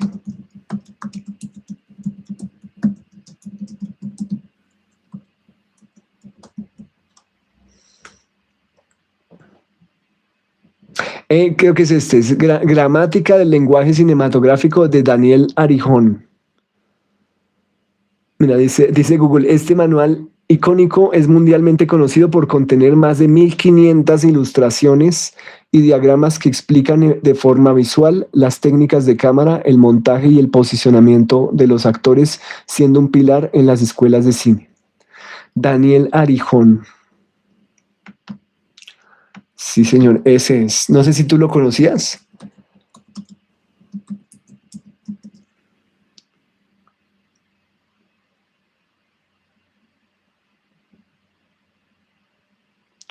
Y resulta que de burro, creo que en esa época lo compré en inglés y existía originalmente en español, pero por alguna razón, no sé si era por el precio o algo así, o que no lo encontré en un sitio como que la llegada era rápida, algo así.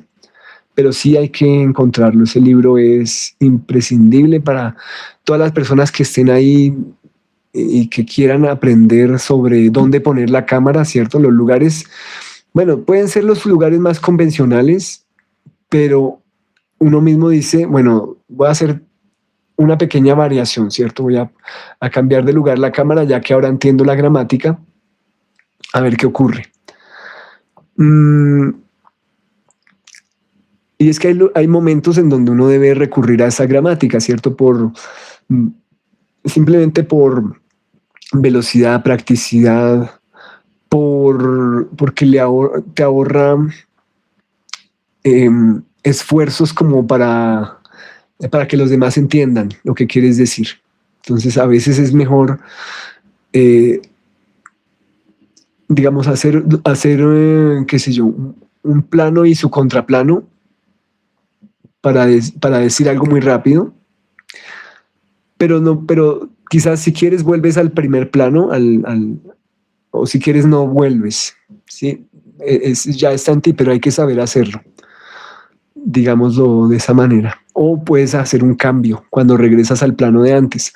Pienso que el master shot es un pecado prácticamente, es facilismo, no sé, en algunos casos pareciera que es la única opción, pero siempre hay más opciones, me parece, como que va matando la imaginación del público. Sí, ese libro te lo recomiendo mucho. Dice, sí lo conozco, pero nunca lo he tenido. Sí, y yo creo que ese libro es clave para todos esos ejercicios. No sé si alguien lo use realmente en YouTube, en la plataforma. Mm, en algún momento yo di clases acerca de montaje y de composición en movimiento. Recurrí a ese libro, recurrí al otro que era El Plano, creo que ese era de Emanuel Satie, algo así. Emanuel,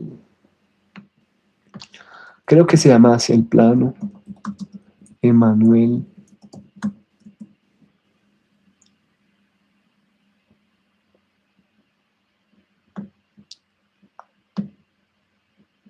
Libro.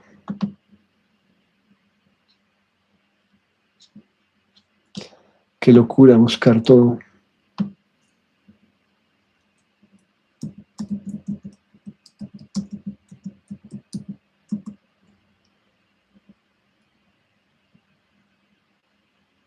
Sí, bueno, algo así. Eh, se puede encontrar en PDF, sí. Mm, a ver.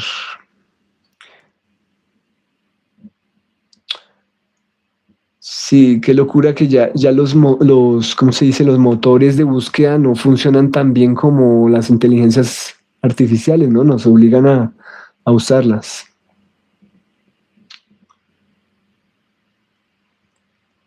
Ahora es Emanuel Satie.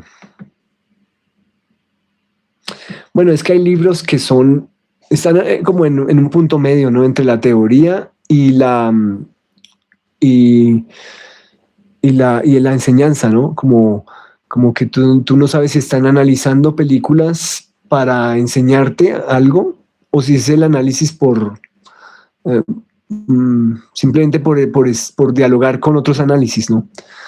Pero hay análisis donde tú dices, bueno, ellos descomponen los planos para que yo aprenda qué es importante al hacer un plano. Y creo que ese era el libro de Satie. Emanuel Satie tiene un libro llamado El Plano.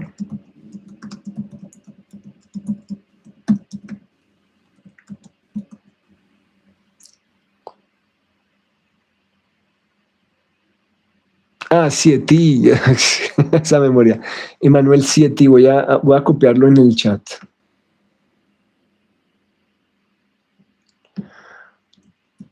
Es que dice que hay un músico que se llama Emanuel Satie. Entonces lo confundí con ese, perdón.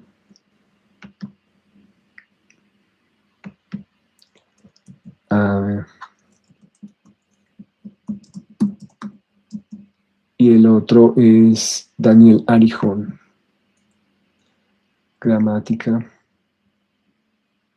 Sí, anotémoslos en ese chat.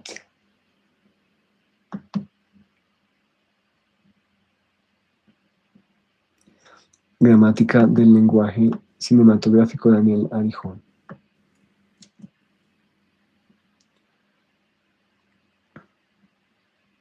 Sí, por ejemplo, el de Daniel Arijón es básicamente para enseñar. Eso es lo genial, porque hay libros donde tú dices, por ejemplo, qué sé yo, este de Raúl Ruiz, ¿no? El de, ¿cómo se llama? Ay, se me olvidó el nombre. Ese libro de la poética del cine, la poética del cine de Raúl Ruiz. Es un cine que reflexiona sobre su propio cine, sobre problemas del cine, pero no es un libro para estudiantes, ¿cierto? No, de ahí tú no sacas cómo filmar algo, dónde poner la cámara, ¿cierto? Cómo pensar el montaje. No, sino son experiencias muy del director. ¿cierto? Frente al conflicto central, frente a, qué sé yo, ¿cómo se llama? Misterio versus ministerio, qué sé yo. Pero son reflexiones hasta filosóficas, ¿cierto? Sobre el cine, sobre el viaje clandestino, también esas ideas que hay ahí. El cine como viaje clandestino, por lo menos, ser como metáforas para vivir el cine. Pero que un estudiante de ahí saque alguna idea sobre la técnica o alguna lección sobre la forma y algo que pueda aplicar es muy difícil. Yo pensaría de los únicos libros así que pienso que funcionan para esto, puede ser este, el de Arijón, el de David Borwell es que son muy de análisis.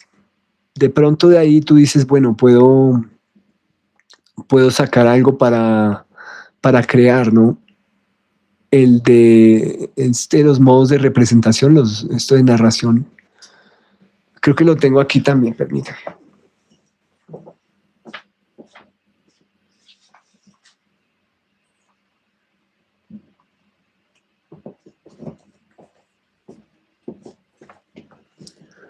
Este, el de la narración en el cine de ficción, este sí lo conseguí en español.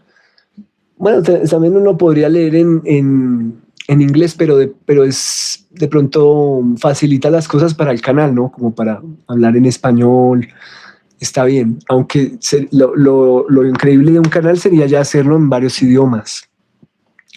Entonces sería ese. Borwell me parece genial, esencial para un análisis de la forma. Tengo una deuda con Borwell y su libro sobre Carl Dreyer. Lo tengo por ahí también, entonces en algún momento hay que hacer esos episodios de David Borwell y analizando a Dreyer. Dreyer tiene tantas películas, tiene tantos libros también propios, entonces habría que volver a Dreyer. Entonces, espera, no hemos escrito el de Daniel Arijón en el chat. A ver, pongámoslo. ¿Dónde está? Aquí está. Y voy a buscar el tuyo, el que me dices de el manual del filme. Rondolino y Tomasi. ¿Ese es un libro italiano? Espera, voy a buscarlo. Ah, sí, manuales del film, linguaggio, racconto, analisi.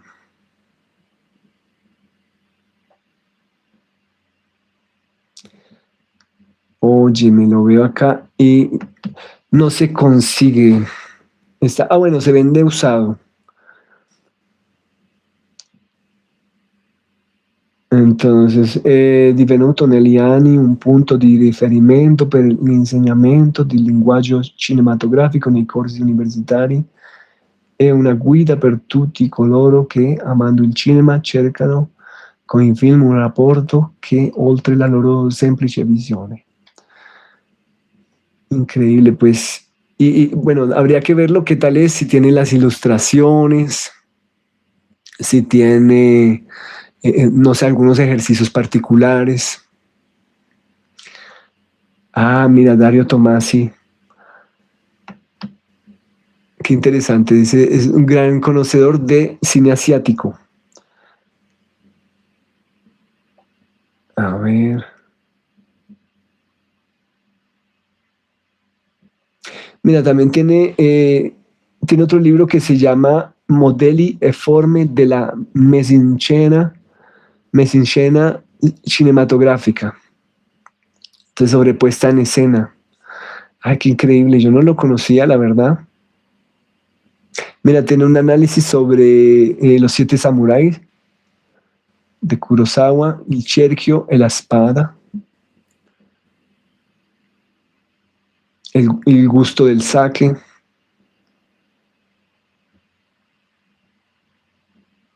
Oye, qué increíble.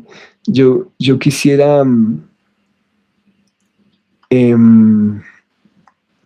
Estuve, bueno, de Italia tampoco son fáciles de conseguir, o bueno, sí se puede por Amazon Italia, por otros similares, pero quizás los costos son más altos. Yo quise comprar en su momento, cuando estábamos con Bazán, los de Guido Aristarco. Entonces encontré uno traducido a español que habla sobre Eishisen y Dovzhenko. Ah, mira, las ilustraciones. Ahí dices. Entonces pongámoslo también aquí en los comentarios.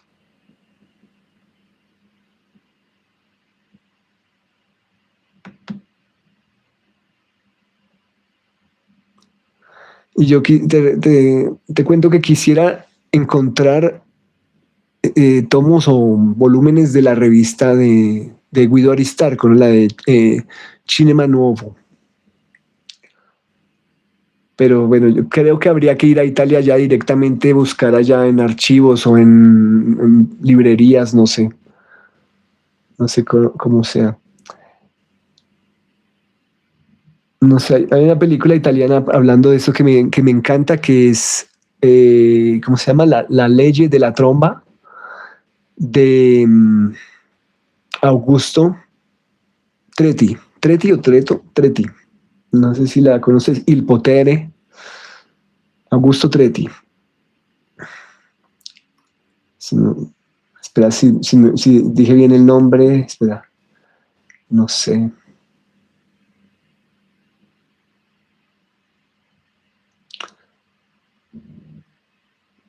Me parecen unas películas también como traída de los cabellos, sí, como súper, como el cine marginal de Brasil, como algo así, como un cine que habla sobre el poder, un cine subversivo hecho con bajísimos presupuestos. A ver,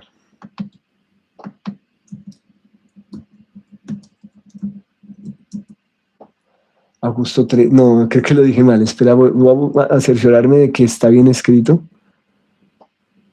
Sí, Augusto Tretti, ese sí lo dije bien. Augusto Tretti, la ley de la tromba. Il potere también de él. Guido Aristarco también. Es que ese dato que tú me has dado del libro de Darío Tomasi, pongámoslo ahí en el chat. Manuel del film.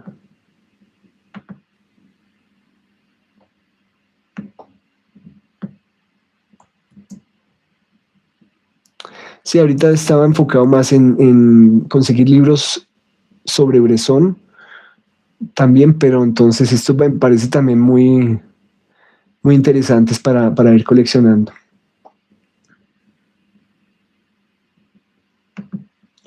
Mira, pongámoslo ahí.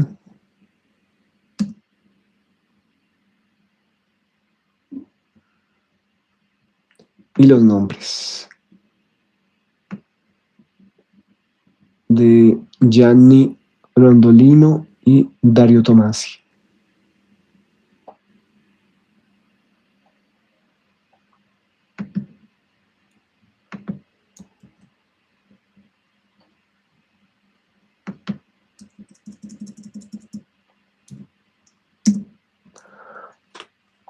Muy interesante. Dices, enviándolo por correo a Colombia es más barato que de Italia. Sí, depende de donde lo tengan. Si viene, pues, ojalá viniera de otro país. A veces, mira, incluso en el Amazon de Reino Unido me parece que tienen los costos de correo más bajo de todos los Amazon y de todos los Amazon, pues de Europa. Y de ahí pueden salir más económicos. Por alguna razón a veces pueden tener libros en italiano. Yo creo que de ahí traje uno de Italo Calvino en italiano del Reino Unido. Salía más barato que traerlo de Italia. Bueno, obviamente por la cercanía, pero el costo por alguna razón era muy económico de correo. Mm, sí, me interesa también a ver qué dice de los cines de Asia.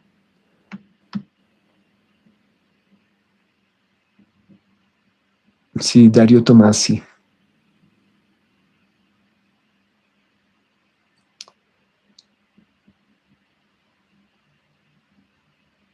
Tiene uno sobre... Ah, no, no, perdón, no es. Ah, sí, el cinema asiático, el extremo oriente. Sí, me parece muy bien. Dice, yo tenía varios libros acerca del cine, pero tuve que dejarlos todos en Italia cuando salí, me mudé. Sí, entiendo eso y claro, me imagino dejaste los más, uno deja los más grandes, los más pesados.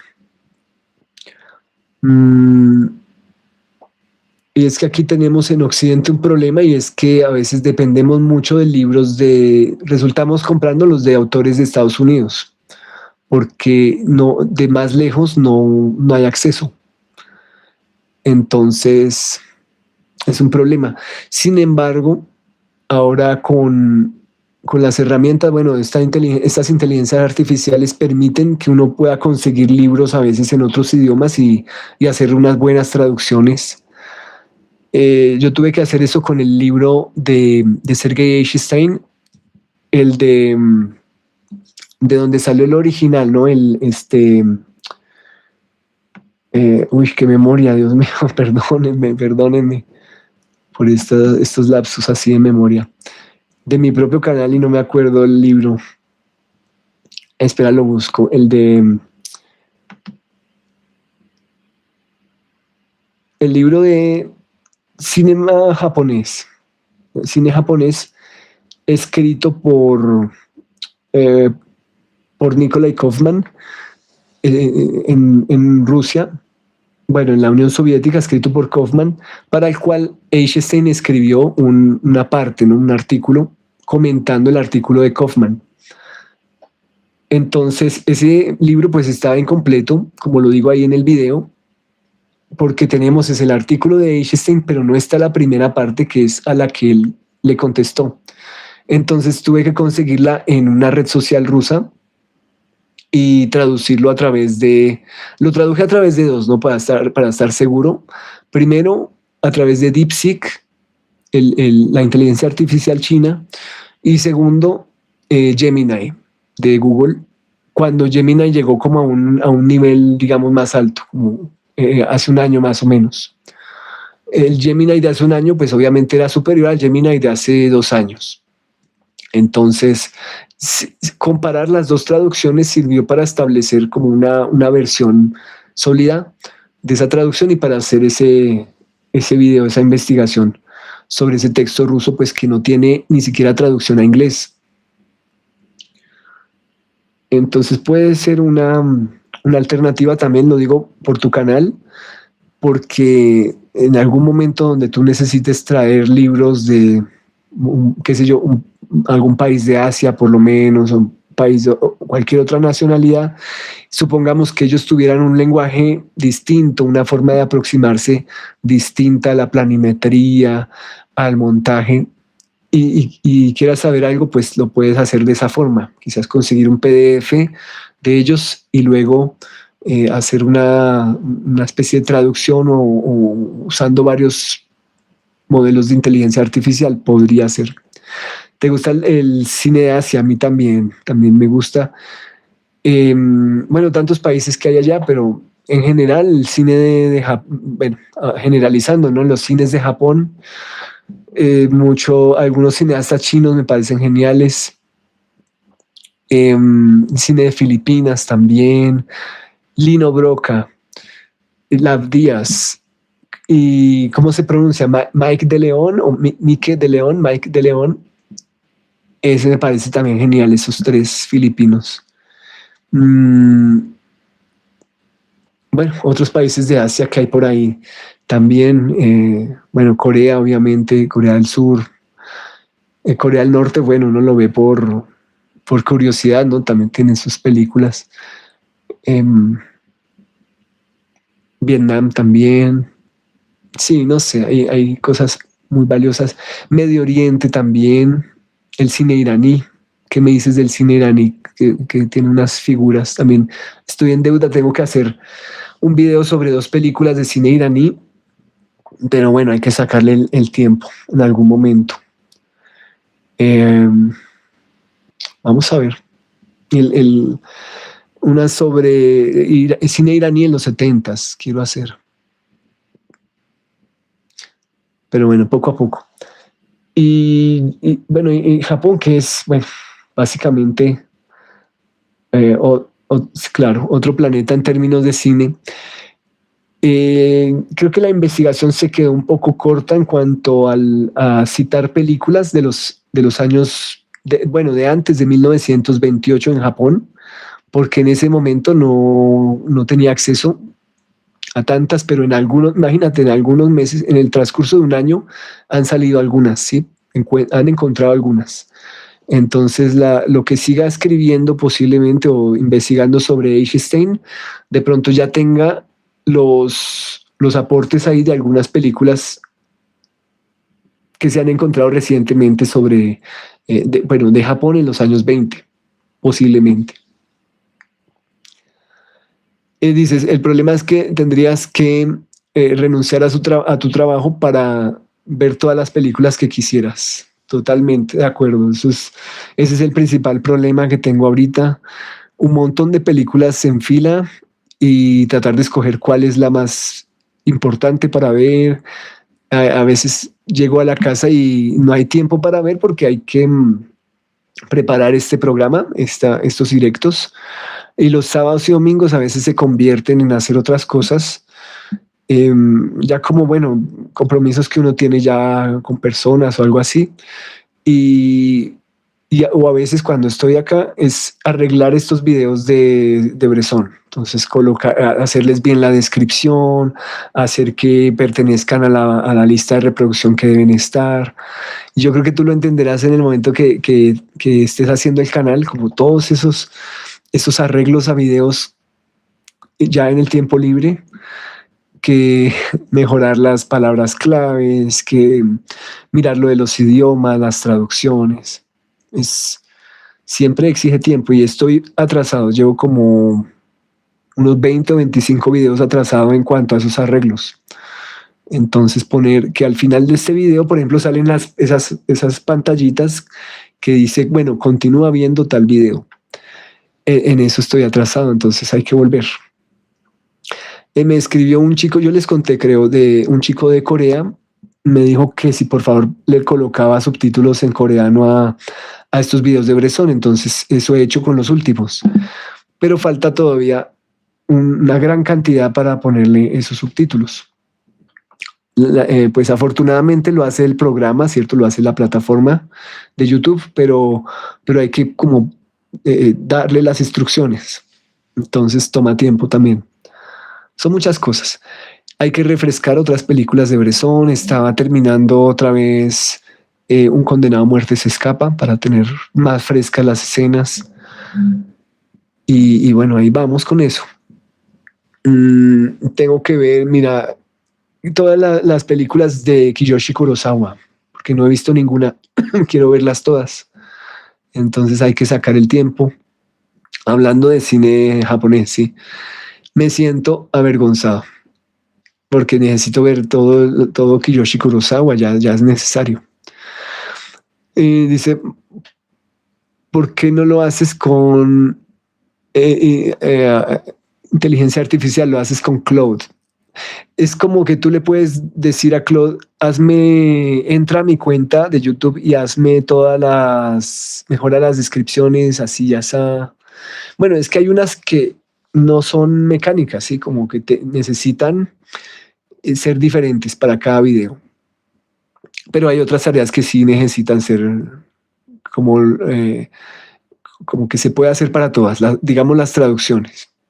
Necesito que cada video tenga, qué sé yo, subtítulos a coreano, a, no sé, a italiano, japonés, alemán, etc.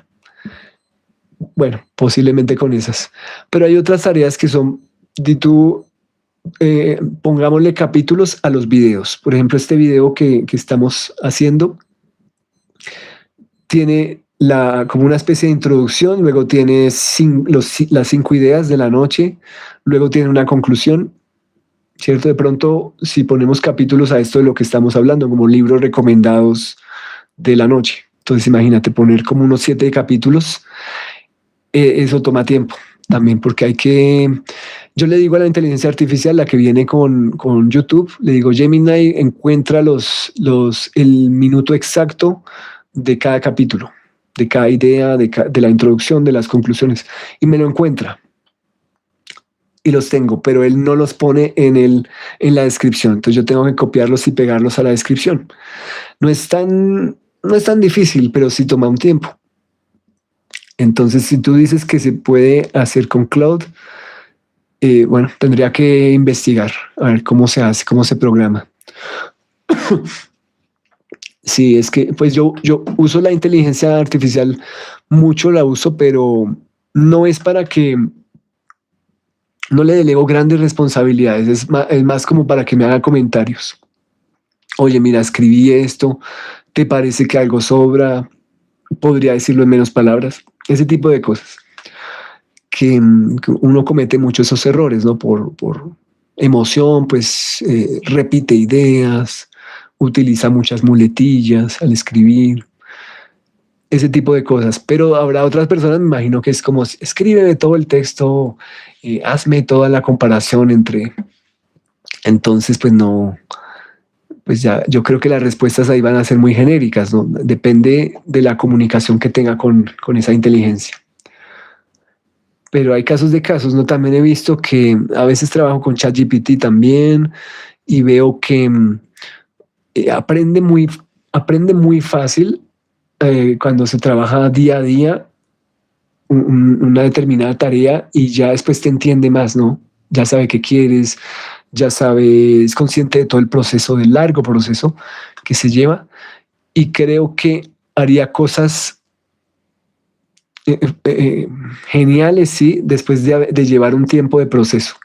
Cosa distinta a si le dijeras todo el primer día, ¿no? Pues creo que se equivocaría mucho. Entonces también es algo que requiere tiempo, ¿no? Ese proceso de comunicación con cada inteligencia. Pero DeepSeek me gustó mucho en cuanto a los cines, si tú quieres, de Asia y sobre todo cines soviética. Perdón, se cortó un momento. Cines como de la Unión Soviética, como DeepSeek es un modelo chino, entonces está muy bien entrenado en cuanto a materialismo histórico, que se dio marxismo, toda esa teoría, ¿cierto? De izquierdas, teoría, esos soportes filosóficos, etcétera. Entonces creo que es brillante en cuanto a esos discursos. Mucho mejor que los occidentales. Entonces, no sé, creo que cada inteligencia tiene un uso distinto, una especialidad, un área de conocimiento ya pues probado en ciertas cosas y otras donde uno tiene que construir la relación, digámoslo así. Entonces, es simplemente tiempo, todo es tiempo. Descubrir los cines contemporáneos, ¿no? Y tengo que ver terminar esa película de Palmason, Linur Palmason, The Love That Remains. Tengo que terminarla porque la dejé empezada hace unos días, no la he terminado. Tengo un proyecto sobre Alain Robbe-Grillet. También quiero ver toda la filmografía para refrescarla. He visto algunas, pero hay otras que nada, quiero verlas todas. ¿Cierto? Todo eso es necesario. Y ahí vamos, ¿no? Cartelera de cine, bueno, menos mal la Cinemateca de Bogotá no están dando así cosas muy buenas en estos días, pero al final de la semana viene una muestra de Portugal y quiero asistir a algunas de ellas, sobre todo porque ellos también muestran, a veces en esas muestras, pues colaboraciones con países lusófonos, ¿no? Con países de África que hablan portugués, por ejemplo, con Angola, Mozambique. Entonces vienen ahí algunos documentales interesantes, vienen algunos trabajos de ficción que, que pueden suscitar alguna cosa, ¿no? Siempre alguna sorpresa grata de Portugal, me parece. Cada año viene alguna película que la rompe por ahí en esa muestra. Entonces, eso me gustaría. Dice que si preguntas que si hay festivales de cine en Colombia, bueno, el más famoso es el de Cartagena de Indias en abril cada año. Entonces, he tenido la fortuna de ir desde el 2024, 25, 26, estos tres últimos. Se dan los tiempos, ¿no? Me coincide con descansos del trabajo, etcétera. Entonces puedo ir, entonces es un placer, ¿no? También en cuanto a la salud también, porque puedo respirar aire caliente, que hace mucha falta, entonces es también no sé, un momento así como para uno, ¿no? Para la salud y para ver películas.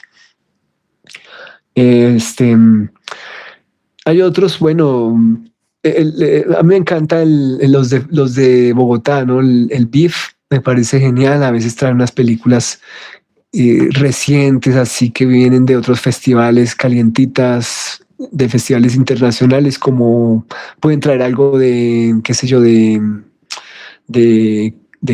Cannes, de em, Berlín, ¿cierto? De Locarno del año pasado, algo así, ¿no? Entonces, ese festival es en octubre, es muy interesante también. Ahí es cuando uno puede ver películas de Lav Díaz, de Hong Sang-soo, ¿cierto? Como rápido, ¿cierto? Como más rápido que otros países. Está el Festival de Cine de Bogotá, que no es tan bueno, pero trae a veces cineastas desconocidos, trae una cantidad más grande de lo que puede soportar a veces en cuanto a salas. Y ahí descubrí, por ejemplo, a Ritupurna Ghosh hace muchos años.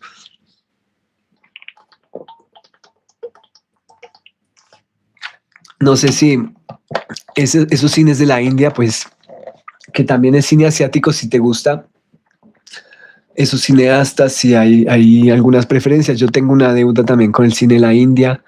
Quiero dedicarme a muchos videos sobre cine de India, cineastas que tienen libros también, que tienen sus propias teorías allá. Eh, Rituparno me fascina. Entonces, como ir a ver estos cines y otros autores y autoras de las diferentes regiones de India. Entonces, esos serían los cines, ¿no? Aquí hay una muestra también muy interesante que es el MIDBO, una muestra internacional documental, también anual en Bogotá. Dices, conozco algunas personas de India.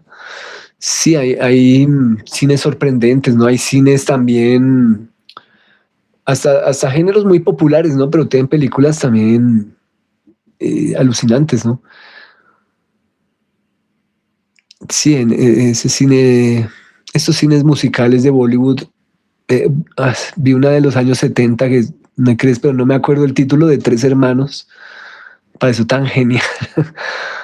Es un drama ahí de tres hermanos con todo, con música, baile.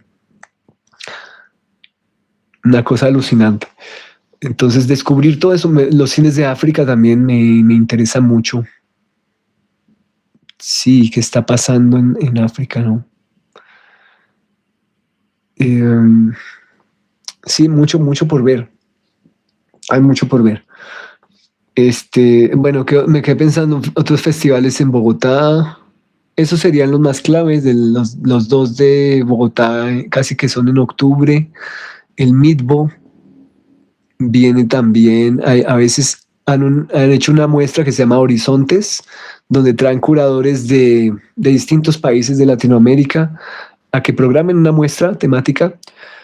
Y es como un mano a mano, ¿no? Como los exponentes de Colombia y los exponentes de otros países, y hacen sus selecciones, ahí es intercambio cultural. Este año no lo hicieron, me parece que no, corríjanme, pero creo que no lo hicieron. Ahorita tenemos otro gobierno que va a empezar, ¿no? Otro presidente, eso va a estar como complicado. Bueno, no quiero hablar mal en este momento, pero sí las cosas se van a poner un poco complicadas para la cultura. Muchas de la gente que trabajó estos 4 años va a tener que salir. Eh, Va a ser un cambio grande. Quién sabe que se acabe, que continúe. Va a ser duro, ¿no? Pero debemos siempre estar preparados para esas situaciones. Yo creo que pasa en muchos países. Es el drama, ¿no? De que las cosas, pues, si hubo algo bueno, lo quitan. Si hubo algo que era un bastión de la crítica, un bastión así del debate, la cultura, lo arrasan. Entonces, quién sabe qué pase, ¿no? A ver qué pasa, pero por lo menos mantenerse uno con un canal como este que pues al menos uno tiene ciertas libertades aquí. Vamos a ver. Dice, yo nací en Turín, en Torino, la ciudad del Museo de Cine. Era fantástico porque vi una retrospectiva de cineastas africanos desconocidos. Excelente. Y es que a mí me encanta de la cultura italiana algo, y es que publican demasiado, ¿no? Me encontré con esos libros que hace ¿cómo se llama? La Cineteca, no sé si se dice Cineteca también, sí, de Friuli, de esta región donde han impreso, por ejemplo, estos cuadernos sobre el cine mudo en todo el mundo. E hicieron esa compilación tan increíble sobre cineastas como David Griffith, como Thomas Ince, y ese fue precisamente el que compré, el de Thomas Ince, hecho en Italia. Una compilación de artículos hechos por autores italianos y autores extranjeros. Entonces me parece genial que haya tanto rigor, que haya una publicación y que haya también muestras, que haya festivales, que haya todo un fenómeno de culto en cuanto a estos cines silentes, ¿no? Pues eh, me parece pues muy raro encontrar una publicación sobre Thomas Ince en esta época. Salió el libro en Estados Unidos hace unos años, como este autor que por fin le dedica un libro, y luego, ese gran libro allá hecho en Italia sobre Thomas Ince. Espera, Editions de Bieber, espera, es que veo la traducción. Voy a refrescarlo aquí en la pantalla.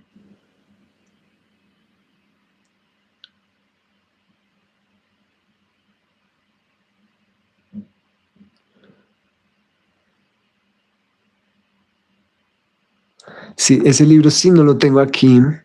Tengo todos los que tienen que ver con cine soviético aquí y con Bresson. Los demás están en caja. Todos los de, digamos, programas pasados. Thomas Ince. El Castoro. Edición El Castoro no. Pero a ver si está en Amazon. Ese lo encontré en Amazon de segunda. Eh, a ver.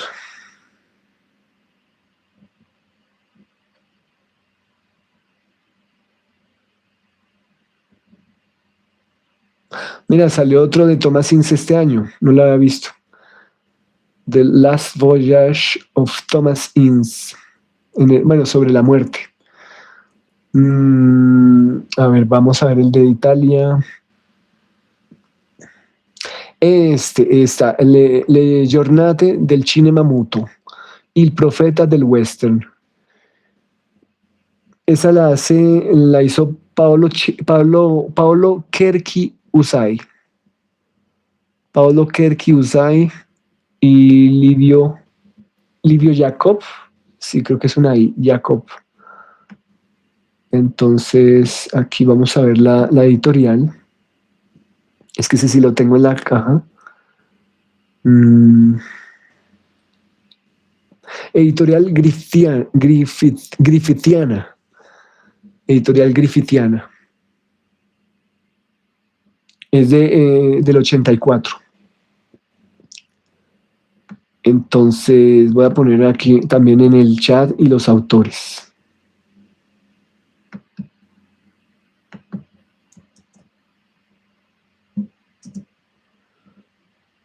Sí, es interesante. Y algo emocionante de tener un canal es que a veces hay que buscar cierto libro y es una búsqueda así como de muchos meses, meses y meses detrás del libro y, por ejemplo, hay uno, pues es que tengo que hacer 2 episodios sobre Sfirchuk todavía. Hicimos el primero sobre la caída de la dinastía Romanov, Sfirchuk uno. Me gustó, yo quedé muy contento con ese, pero hay una segunda parte que está todavía un poco, como decimos en Colombia, embolatada, está un poco está atrasada, porque va a ser sobre las influencias de Sfirchuk en el arte. Entonces, ella fue devota, por un lado, del constructivismo, pero por otro lado, de la pintura, digamos, naturalista, si se puede decir así en términos para Rusia. Y un movimiento de pintores que se llamaba, si no sé mal, los Perevechniki. Y también encontrar ese libro fue complicado y ya está. Sí, solo hay que sacar el tiempo para preparar ese video. Pero entonces yo estoy convencido que va a ser un video muy interesante. Sin embargo, pues mientras eso, pues se juntó lo de Bresson, lo de Eisenstein. Hay que hacer otros videos sobre cine contemporáneo. Pero bueno, poco a poco. Yo creo que se va llegando el momento. Es que también ustedes dirán, ¿por qué se tomó la decisión de hacer videos directos? No sé si tú cuando tengas el canal llegues a una decisión así, de no hacer algunos videos pregrabados y más bien hacer muchos directos.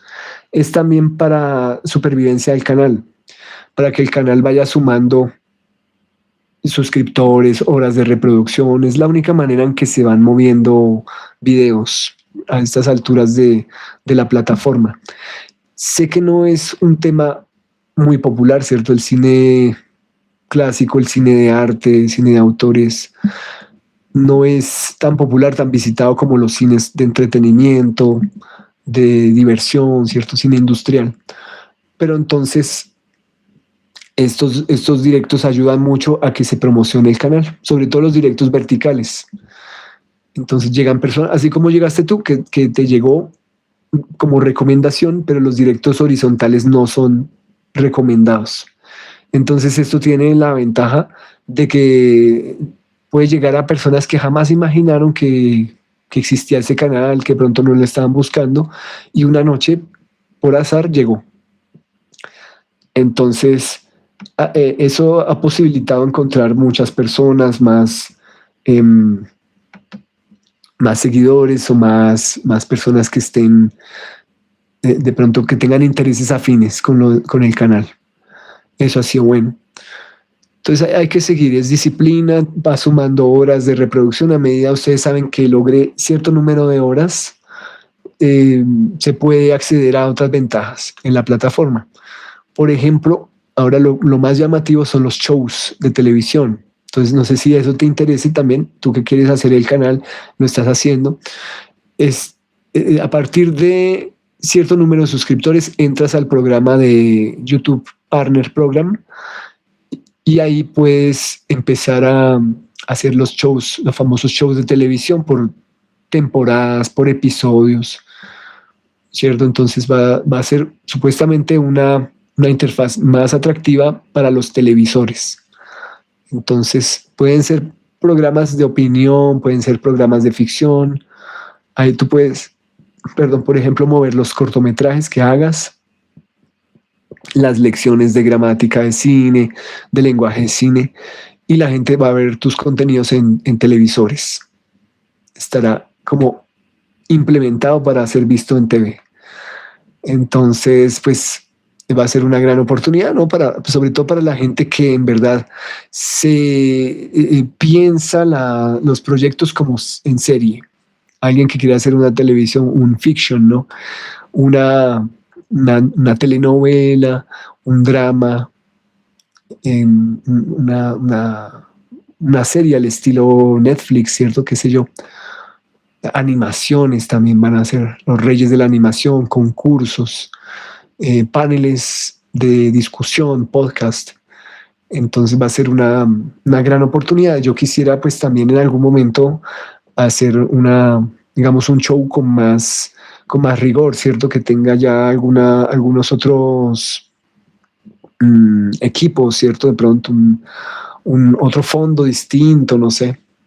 Está bien como por dar un paso más adelante, pero pues no es en el momento, será después. Pero sin embargo, lo interesante de YouTube es que no tiene otra alternativa que crecer, ¿no? Que mejorar, que implementar cosas, tecnologías, etcétera. Entonces ahí será muy interesante ver cómo está en un año, en 5 años, ¿cierto? ¿Qué más ventajas hay? ¿Cómo está lo de la traducción? Yo imagino que en unos años yo estoy hablando acá en castellano y ustedes allá me pueden ya escuchar en tiempo real en otro idioma, no sé, puede pasar. Y tú, por ejemplo, harías tus programas si los quieres hablar en español, si los quieres hablar en italiano o en otro idioma, pues genial, ¿no? Porque dependiendo de qué idioma lo hables, pues eso te lo traduce a otros diferentes, ¿no? Según la categoría de video que sea, según, no sé, otro tipo de programaciones de la plataforma. No es lo mismo hacer un video en español con categoría entretenimiento que hacer un video en español con categoría educación, ¿cierto? Entonces, te lo dobla a idiomas distintos. Entonces, si lo haces como entretenimiento y lo hablas en español, te lo dobla a inglés nada más. Pero si lo haces como educación, te lo dobla a árabe, inglés y portugués. O al menos ese es el caso de estos videos en vivo. ¿Que tiene fallas? Sí, muchas fallas, pero al menos le atina a cierto porcentaje, ¿no? Del mensaje. Entonces, pues es un comienzo, ¿no? Igual va mejorando, no es lo mismo el doblaje de ahora a como era hace un año. Ha mejorado mucho.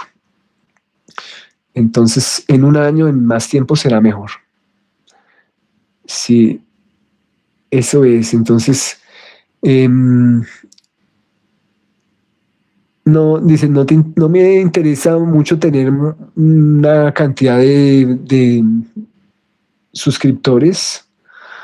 Dices, pero más bien en proveer un servicio cultural para personas que estén interesadas. Sí, de eso se trata, porque a veces, bueno, hay gente que sí he conocido que lo hace por el dinero, por la fama, no sé, y ellos terminan cansándose. Es triste porque de verdad empiezan con todos los recursos, con toda la calidad posible, pero un chico que conocí en el trabajo hizo unos videos, me parecieron geniales de opinión, de podcast, de, bueno, un presentador y unos invitados que hablan de cosas extravagantes que les pasaban en la vida y tiene su público, ¿no? También.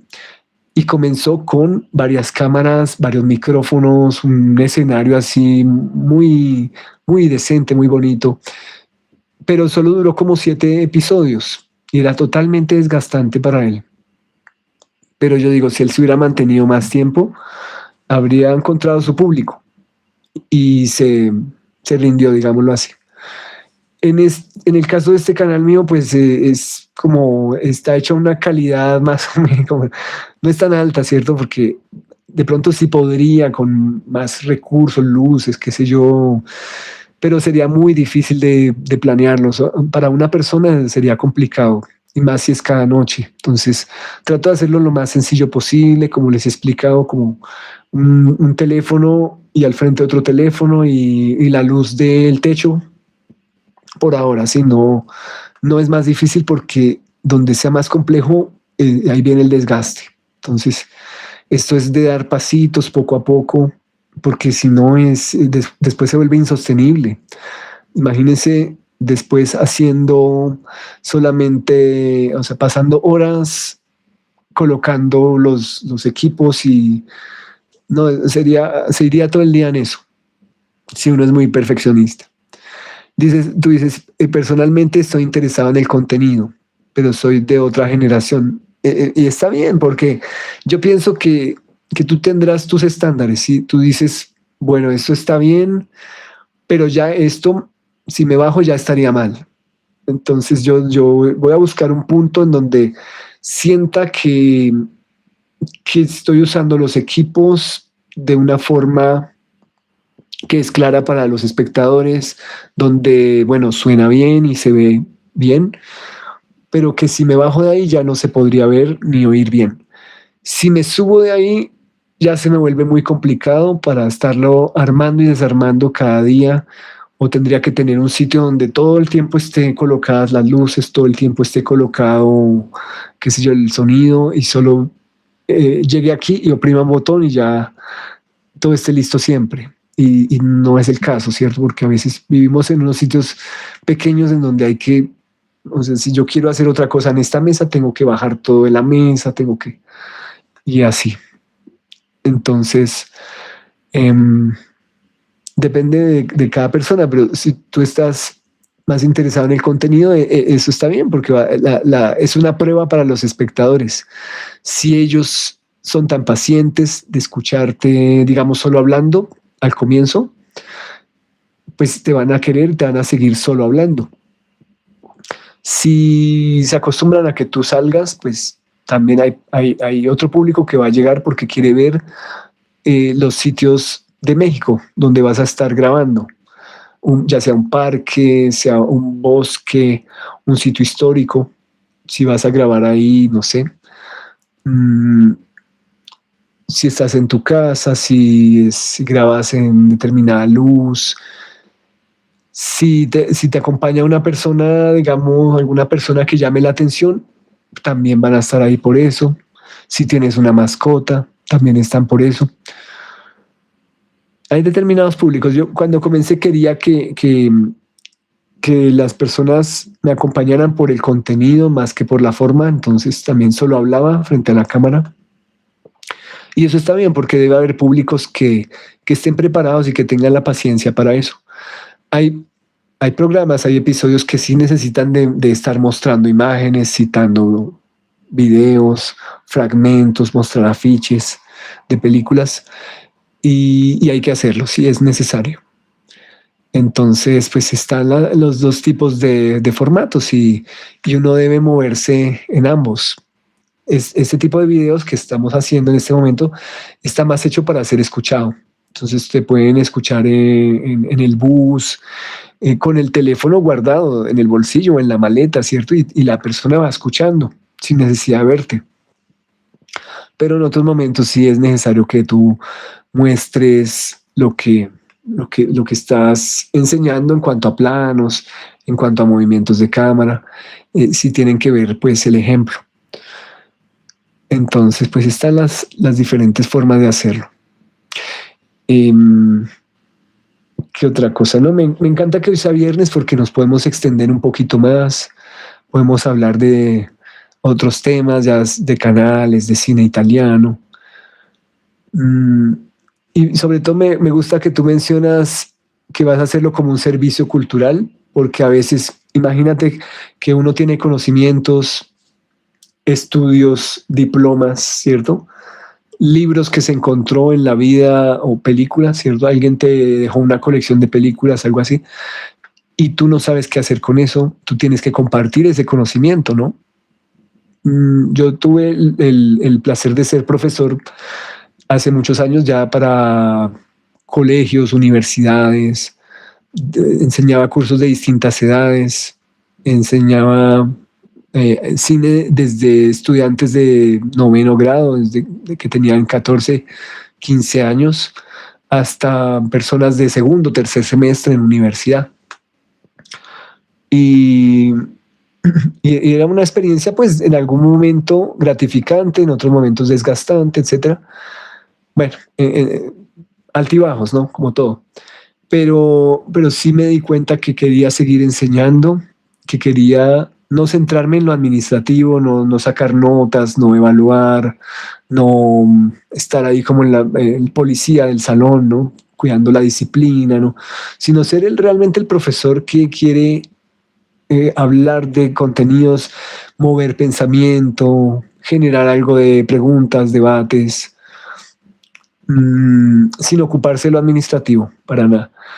¿Cierto? Entonces encontré en esta plataforma pues el lugar ideal para hacer esas clases, le llegar a más personas que posiblemente no tengan a veces recursos monetarios para pagarse una educación en X o Y universidad o colegio, que seguramente no tienen tiempo y pueden ver estos videos no sé, en un momento en donde sí puedan, donde no estén trabajando, donde no estén haciendo otras cosas.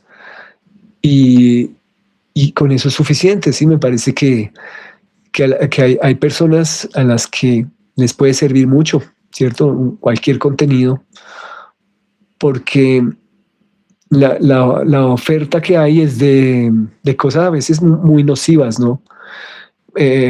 No sé cómo es posible que hay chicos probando qué pasaría si meto tal cosa en microondas, qué pasaría si, sí, ese tipo de videos. ¿Qué pasaría si lanzo tal cosa por la escalera, si lanzo tal cosa del piso 20? Probemos. Y hay gente que ve eso, ¿no? Y hay gente que ve, bueno, otras cosas hasta más mm, insólitas, ¿cierto? Como el canal que solo es de personas que se suben a ascensores. No sé, bueno, el canal de la persona que patea la piedra hasta que se vuelva una esfera. Entonces, no sé, hay de todo, pero es más loable hacer videos de contenidos, entre comillas, académicos para personas que no puedan acceder a academias. Eso me parece más loable y que queden grabados, ¿no? Que haya una memoria de lo que se dice. Les decía, ¿no? Otra de estas noches, creo que fue esta semana, que no sé si les pasó como profesores que ustedes dieron una excelente clase una vez y no quedó grabada. ¿Cierto? Que todo funcionó ese día, ¿cierto? Era el grupo perfecto, los ejemplos perfectos, fluyó todo muy bien, ¿cierto? Todos los nombres vinieron a la mente rápido, no se les olvidó el título de ninguna película, todo fue perfecto, pero esa clase no quedó grabada, ¿cierto?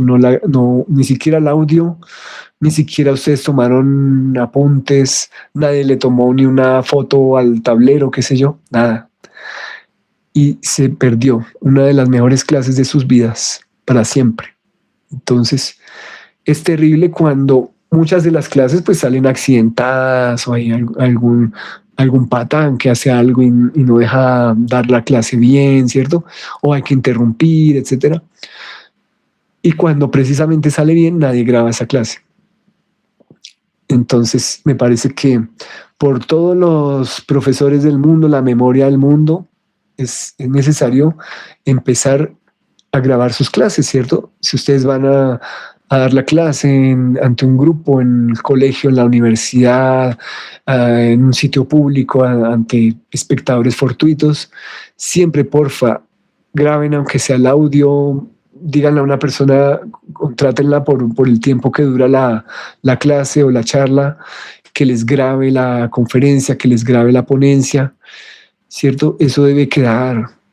Eso es testimonio, ¿cierto? De vida, de un registro, ¿no? Eso es una prueba de vida, de que ustedes prepararon algo, hicieron algo con esfuerzo, de que hubo también azares ahí que quedaron registrados. Entonces, mmm, protejan ese material, compártanlo también. Creo que ese es un servicio también súper necesario, ¿cierto? No sé si ustedes conocen personas que ustedes dicen, esta persona podría hacer esta charla 1000 veces mejor que yo, bueno, 10 veces mejor que yo, qué sé yo, pero esa persona no quiere darle nada a nadie, ¿cierto? No escribe ni media página si no le pagan, no va a dar una charla si no le pagan, no da una entrevista si no le pagan, ¿cierto? No, nunca va a escribir nada porque quiere que le paguen primero. Entonces, esas personas morirán ahí con todo el conocimiento del mundo, con todo el carisma del mundo, con toda, hasta simpatía tienen, ¿cierto? Hasta muy buenos chistes saben también. Son perfectos y perfectas, pero les falta lo mejor, ¿no? Les falta compartir, les falta darse a los demás. Y nosotros, pues los que cometemos así errores, que tenemos que forzar la memoria, pues tratamos de dar lo mejor posible. Entonces ahí vamos. Sé que cada vez en algo uno avanza, en algo uno mejora. Esa es la idea.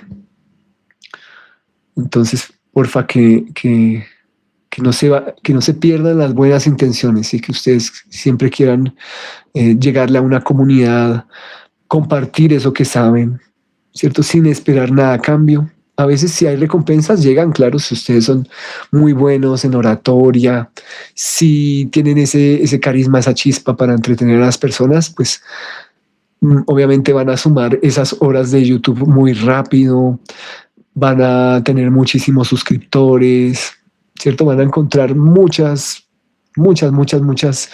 recompensas por el camino. Entonces ahí está. Gracias, dices, por eso que aprecio tu canal. Sí, muchas gracias. Trato de tomarme esto en serio, ¿no? Sé que algún día puede haber algunas recompensas simbólicas o materiales, pero por lo menos en el día a día esto me hace bien para la salud también, sí, como para estar hablando, estar compartiendo esto que en algún momento estudié o con lo que me encontré por el camino. Son libros que hay que leerlos para uno y para los demás. También nada más rico que hacer una lectura pues, en compañía, ¿cierto? Puede que nos vea una persona, puede que nos vea 2000. Una vez llegaron 2000 personas, imagínense, así un viernes como este. 2000 como al tiempo, sí, una locura. No sé por qué, no sé qué hizo el algoritmo, las recomendó, no sé, pero eso fue impresionante. Entonces, hay que compartir. Hay culturas en donde eso está ya institucionalizado, como que uno ve los videos de esos países son, mira cómo se hace esto, te doy el secreto para hacer esto, estás usando tal programa de computador, te voy a enseñar la clave para lograr esto, cómo se hace tal efecto. Entonces, gente muy generosa. Te voy a decir dónde está la página con la que puedes hacer esto, dónde puedes encontrar tales películas, tales recursos de libros. Entonces, sí, ¿por qué ocultarlo? Y hay gente muy egoísta que dice, no, si yo comparto mis secretos no me vuelven a contratar, por eso lo que yo sé vale mucho, pero nadie los va a contratar porque también se necesita gente. Si es improbable a veces encontrar un buen empleo porque hay mucha competencia allá afuera. No sé si les ha ocurrido. Ustedes saben lo que saben, saben que son buenos, pero ustedes llegan y buscan en las ofertas y no hay ofertas, ¿cierto? Por muchos meses. Es muy complicado a veces encontrar una plaza, ¿cierto? Hay a veces mucha competencia, son, no sé, 200 personas peleándose un cargo, ¿no? Un puesto de trabajo en varias disciplinas, entonces no es justo, ¿no? Hay mucho estudio que hacen los jóvenes pensando primero en la recompensa. Yo estudio esto para que me paguen tanto, para encontrar trabajo al día siguiente del grado. Y es muy raro que pase eso. Uno debe estudiar por placer, ¿no? Por satisfacción. Si llega ese gran trabajo, genial. Si llega la oportunidad, genial. Si llega la beca, genial. ¿Cierto? Pero a veces no ocurre o se demora mucho. Entonces, mejor pensar primero en estudiar por la satisfacción, por el placer. Si, si nadie nos paga, igual hay que seguir leyendo, hay que seguir escribiendo. No importa, ¿cierto? Eso no es solo para obtener un diploma y ya olvidarse, ¿cierto? Hay que seguir. Si a uno le gusta esto es porque va a morir haciendo esto, ¿no? Esa es la idea. Sí, entonces, mm, Bueno, gracias por tus palabras. Sí, me siento bien. Hay videos que me han dejado muy satisfecho. Mira, hay videos como, por ejemplo, ese de los tres cineastas del Imperio Ruso. Ese video me mató, sí, me gustó cómo quedó. Hablar de Evgeny Bauer. Cuando todo el mundo habla de Eisenstein y Pudovkin y Kuleshov, y alguien habla de Evgeny Bauer, y si era un cineasta interesante o valioso, y uno descubre que esos loquillos ya hacían planos secuencia, ¿sí? Y unos planos secuencia complejísimos antes de la revolución.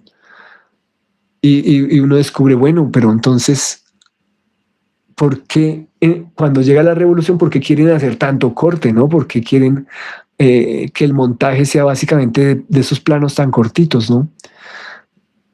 Y claro, obviamente ellos quieren enfrentarse pues a esa generación que empezaba a descubrir el plano secuencia y que para ellos pues eran los acomodados, los reaccionarios, los burgueses, qué sé yo.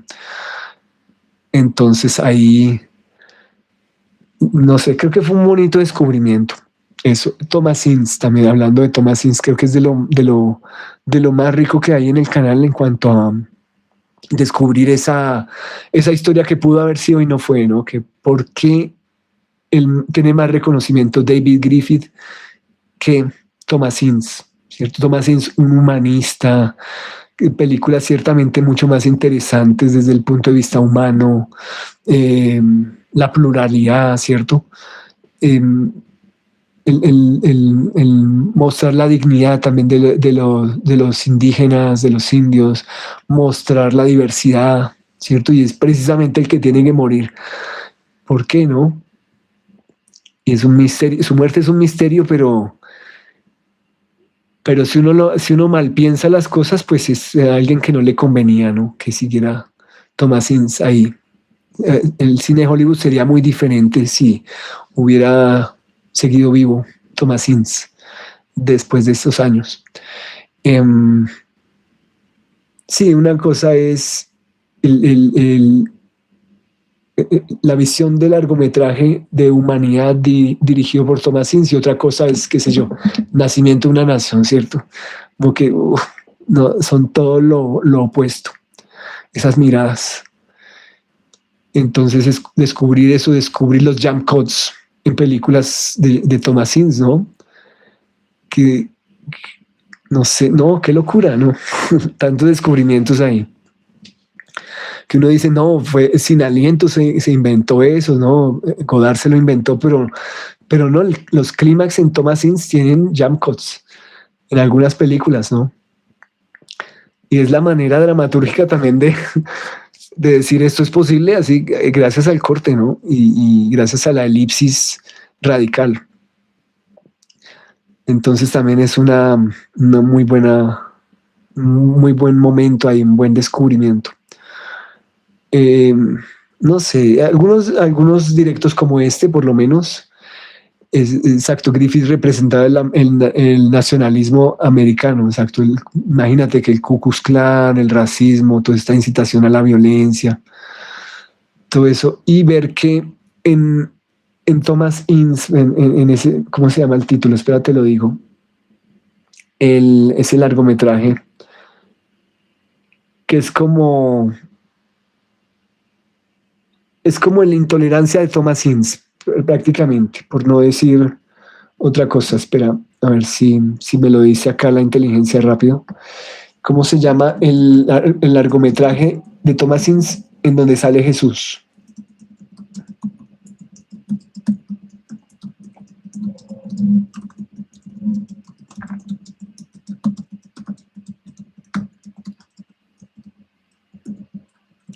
A ver. Civilization de 1916. Entonces nada más ver eso es otra cosa, sí, eso es otra visión del mundo, de país, de humanidad. Entonces, sí, sí, no sé, la historia siempre puede ser diferente, pero estamos ahí también para lograr, para hacer esos descubrimientos, para compartírselos a las personas, quizás no somos los grandes investigadores que podemos hacer toda una disertación o una tesis sobre eso, que vale la pena, valdría la pena todo un estudio monográfico sobre ese largometraje de Ince, ese humanismo de Ince.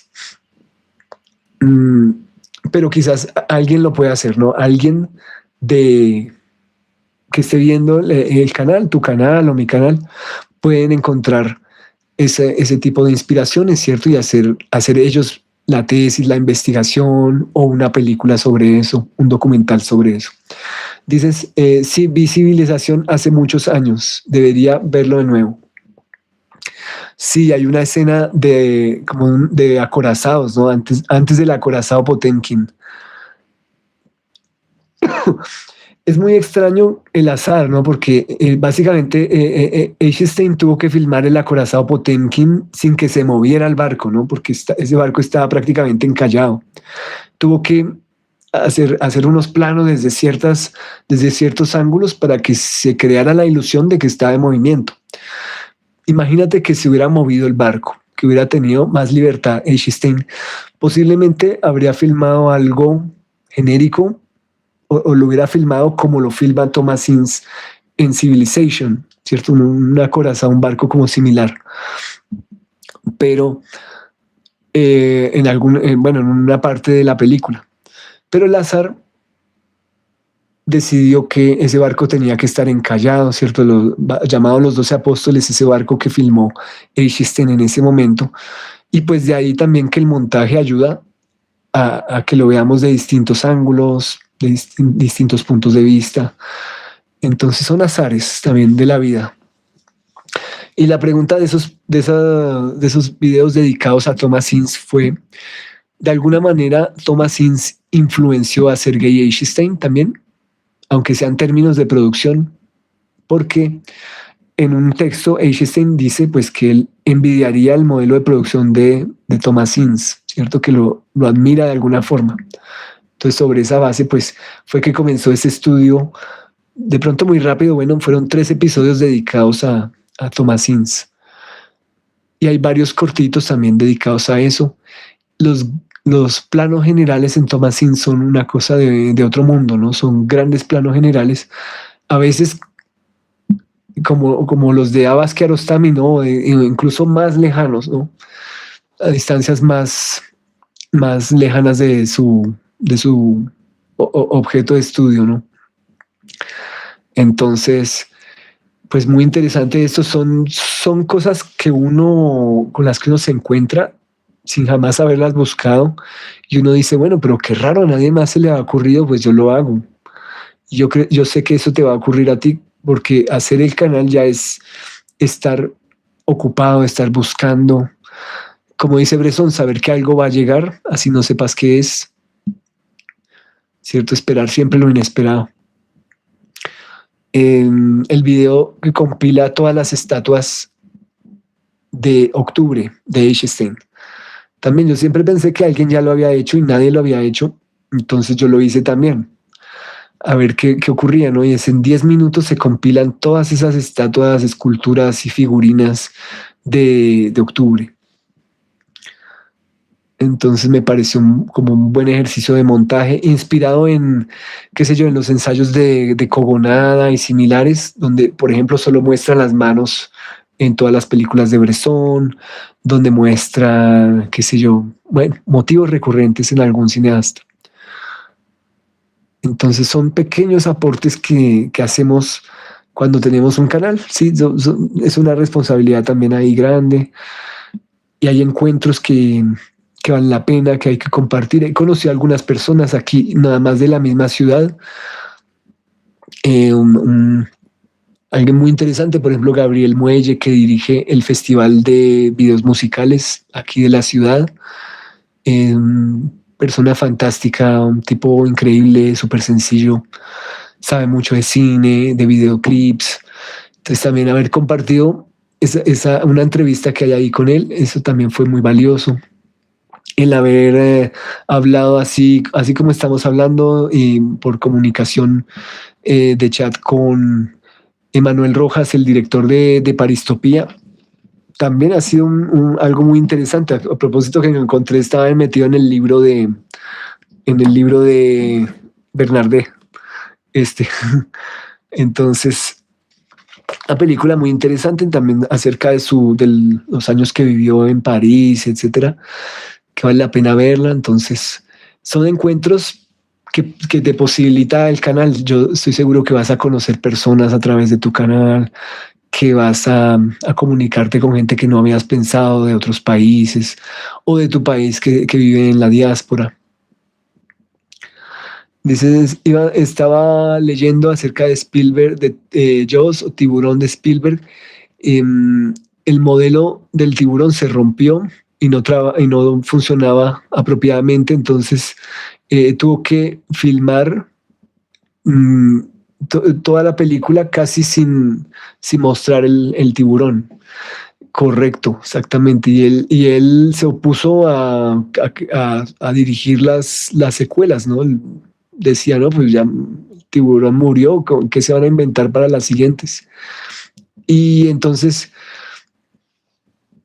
dices, esto fue mucho más aterrador porque lo que no ves te da más miedo. Exactamente. Así es porque eh, básicamente tú estás a la espera, ¿cierto? En cualquier momento puede volver, puede aparecer. Entonces, esa película presenta las bases de cierto género específico de terror, de los blockbusters también. Nada más blockbuster ahorita que el cine de terror, ¿no? Estas películas tú habrás escuchado sobre Obsession y Backrooms, ¿cierto? Y también, bueno, Iron Lung, tres películas que vienen de youtubers conciencialmente, ¿cierto? De chicos que hacen videos en YouTube, que tienen unas audiencias altísimas, grandísimas, y dan el paso a los largometrajes con cines que siempre han sido populares, los cines de horror, que no responden a ningún movimiento organizado, sino que siempre tienen fans, ¿cierto? Año tras año hay generaciones que relevan a las anteriores y hacen películas de terror, ¿cierto? Y son las más taquilleras de La Bruja de Blair, qué sé yo, todas esas secuelas de Halloween, de Viernes 13, de, bueno, lo que tú quieras. Y ahora este caso, ¿no? Con estos chicos haciendo ese terror. Es el terror, bueno, de la época. Em, no sé, pues son cines de todas formas económicos comparados con otros de la misma industria, recursivos. Hacen un buen uso, bueno, del lenguaje cinematográfico, ¿cierto? De esos lenguajes para el género. Que por qué lo hacen, porque les funciona, ¿cierto? Logran las reacciones esperadas de ciertos tipos de espectadores y eso tiene su recompensa, ¿cierto? Es el voz a voz, es durar más en cartelera. Entonces, pues, dices, em, esto dicho, Spielberg no me enloquece. Espera, voy a abrir aquí, es que no se me está cargando la transmisión con el chat actualizado, pero voy a traducir de la traducción. Dicho eso, Spielberg no me mata mucho, no me enloquece. Dice, sí, las vi Obsesión, me gustó Obsesión, la demostración de que puedes hacer un buen producto con pocos recursos. Ujú.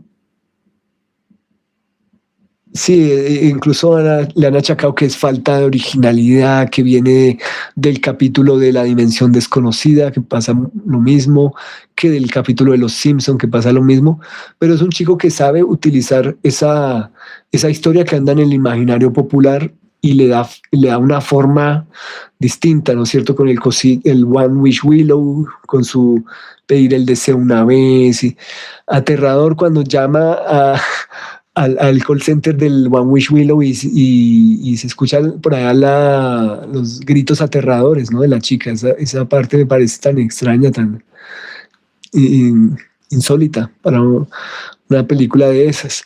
El caso de la sustancia, ¿no? Que me acuerdo también tenía un call center de que por qué la sustancia no, ¿cierto? Porque hay problemas con la sustancia. Y es lo mismo, los cines cine de body horror, cine de terror, que convoca y convoca a espectadores y se mantienen en cartelera esas películas. Son un fenómeno de recepción, ¿no? El otro de los backrooms, pues también tiene sus seguidores, también tiene sus sorpresas, su enigma, ¿cierto? Su misterio ahí. Entonces, beben de mucha fuente, son chicos súper jóvenes, muy eclécticos. Entonces, eso hay que tenerlo en cuenta. Todo el mundo debería hacer cine. Yo no miro con desdén esas películas, pues son géneros que son apreciados mucho, son apreciados por ciertas personas y deben existir también, ¿no? Eso son cines que terminan financiando otros cines, ¿no? Indirectamente, de alguna forma.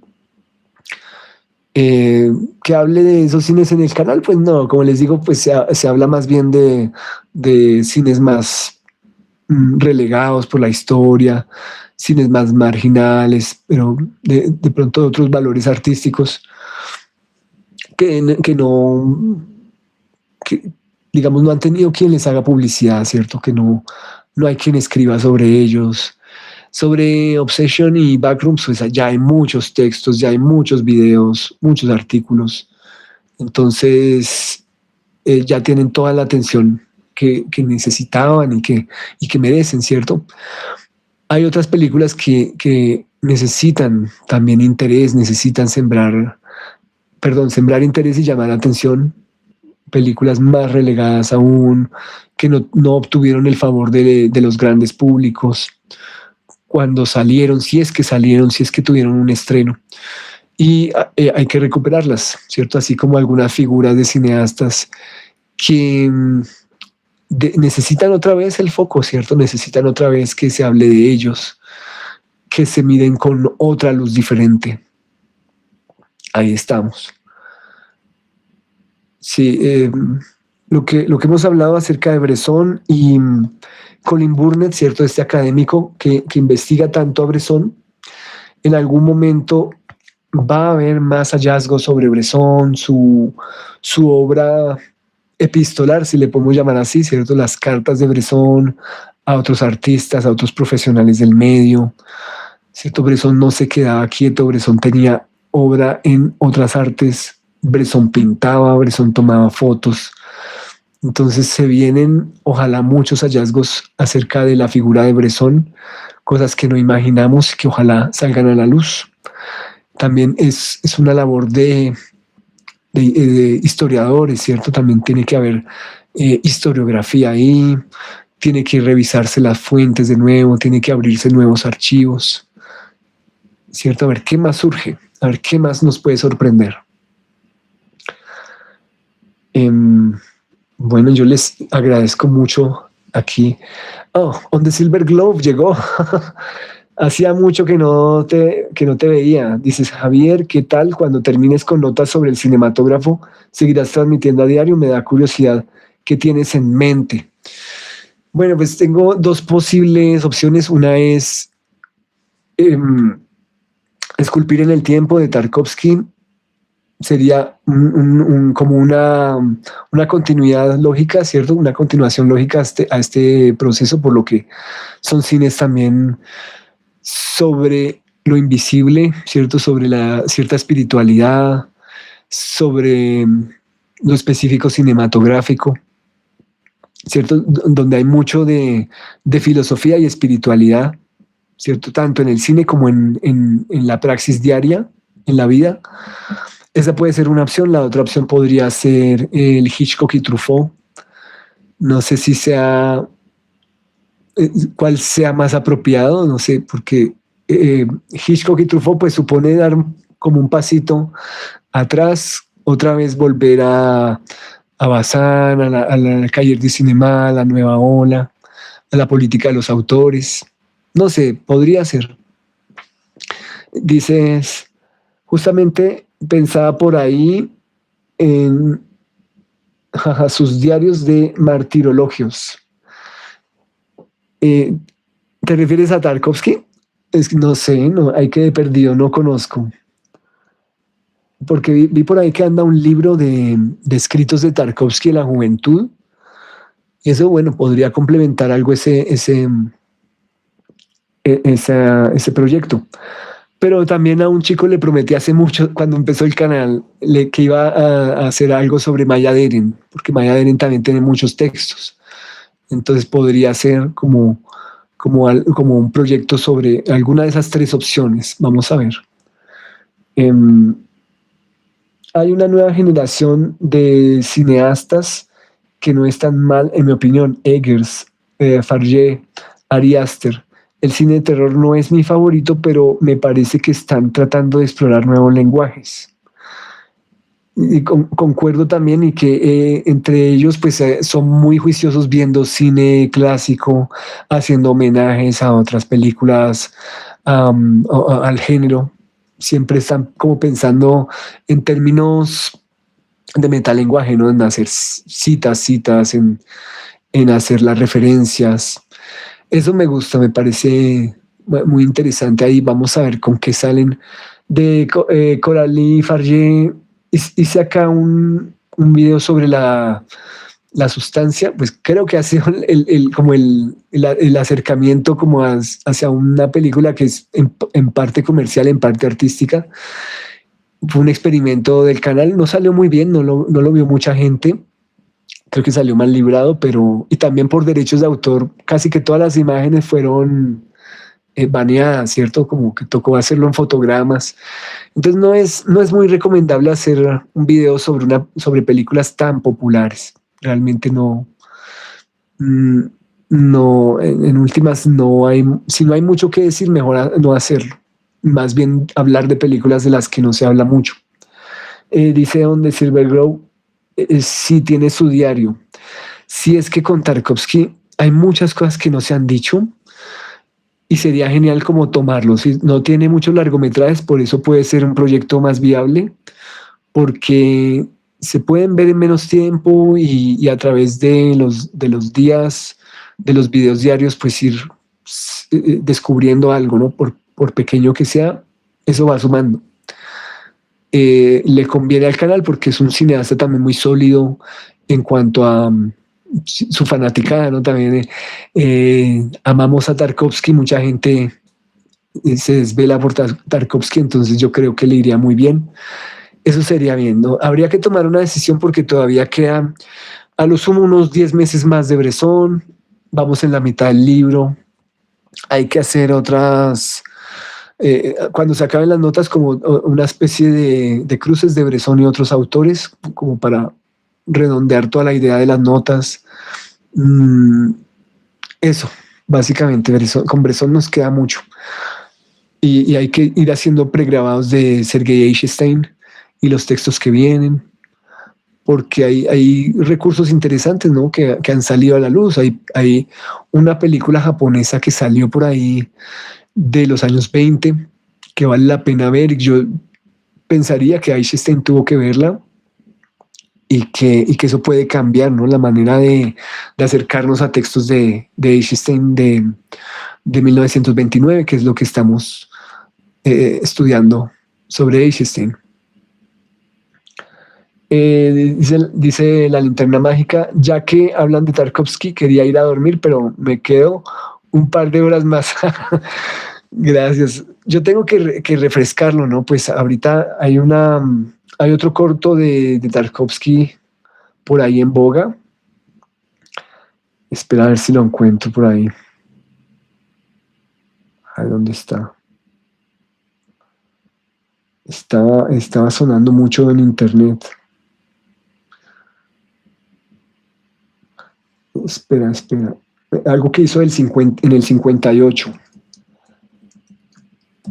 Andrei Tarkovsky, espera, lo busco. ¿Qué memoria? Es que además de la memoria deficiente, es que hay mucha información. Hay mucho ahí. O sea, en un momento hablamos de body horror, en un momento hablamos de Folko Quilici, en un momento hablamos de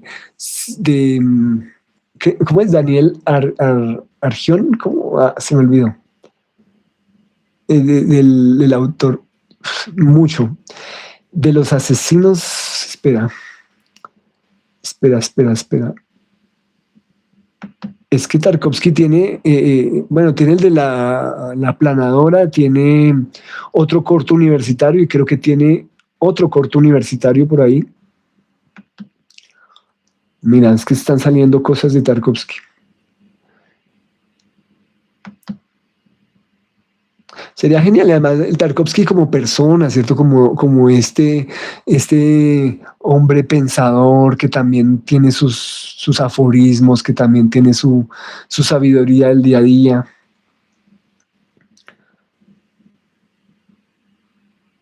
Este, mira, del 58, que es There will be no leave today, como no habrá permiso hoy.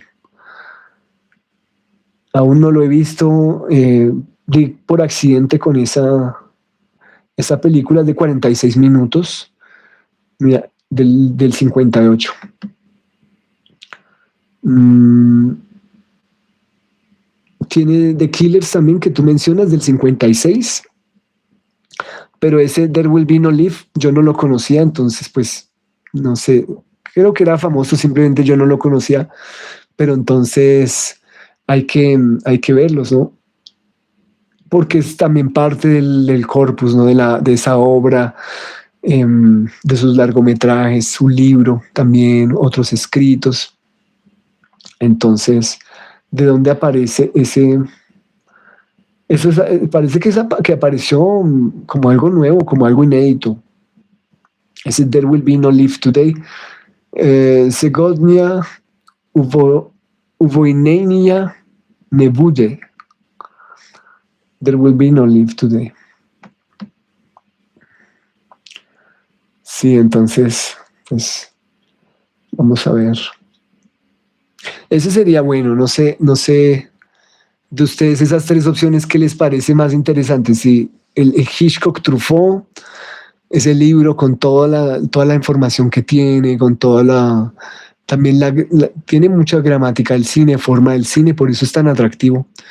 Por otro lado, Maya Deren, los escritos de Maya Deren también hay traducciones al español inéditas. Creo que la hizo una autora colombiana, me parece, ese libro. Circula por ahí en Busca Libre, yo lo tengo por ahí. Eh, y es ver una Maya Deren, pues, de sus trabajos experimentales más sus textos, ¿no? Como acercarse a las dos cosas, también interesante. Y está el Esculpir en el Tiempo de Tarkovsky, más pues la obra de Tarkovsky, más otros textos de Tarkovsky, más un corto como este que al parecer no se había difundido. Entonces podría ser, ¿cierto? Podría ser. No sé. Y hay otros proyectos como los de cines de África, cines de India, cine de Filipinas.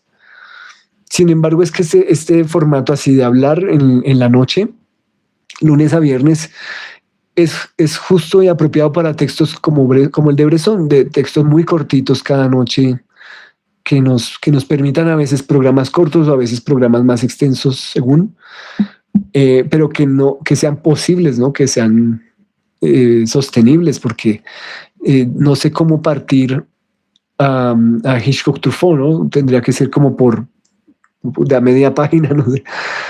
Mire, otro que también puede funcionar mucho es em, ah, el de, em, el de Amos Vogel, el cine como, ay, se me olvidó ese, el cine como arte, ¿qué? Se me olvidó y amo ese libro. Espera, el cine, el cine como arte subversivo, perdón. Sí, Amos Vogel, film as a subversive art.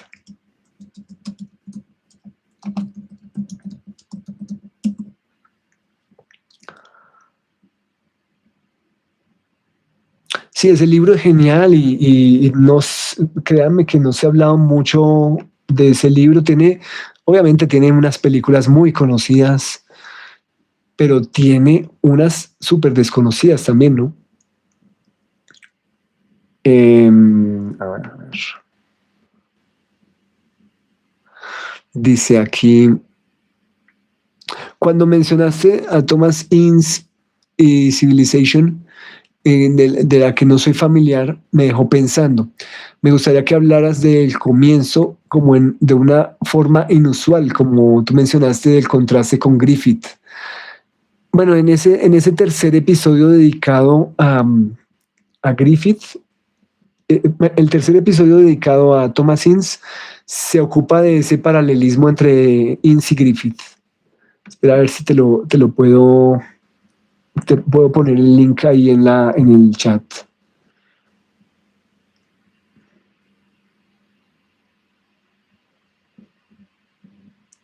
Sí, a mí me gustaron mucho esos tres episodios.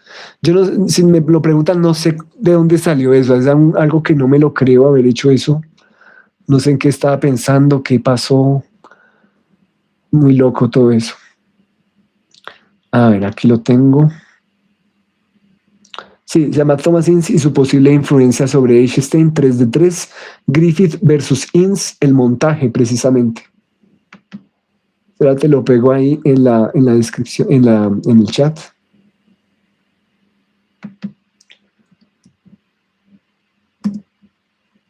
Ahí está pegado. Si quieren abrirlo en otra ventana, mirarlo. Dice, le pregunta a Linterna Mágica a On the Silver Glove que si tiene canal también. No sé qué nos dice On the Silver Glove. Creo que no, pero sí es buena pregunta. Si tienes un canal también, si escribes, si haces algo relacionado con cine.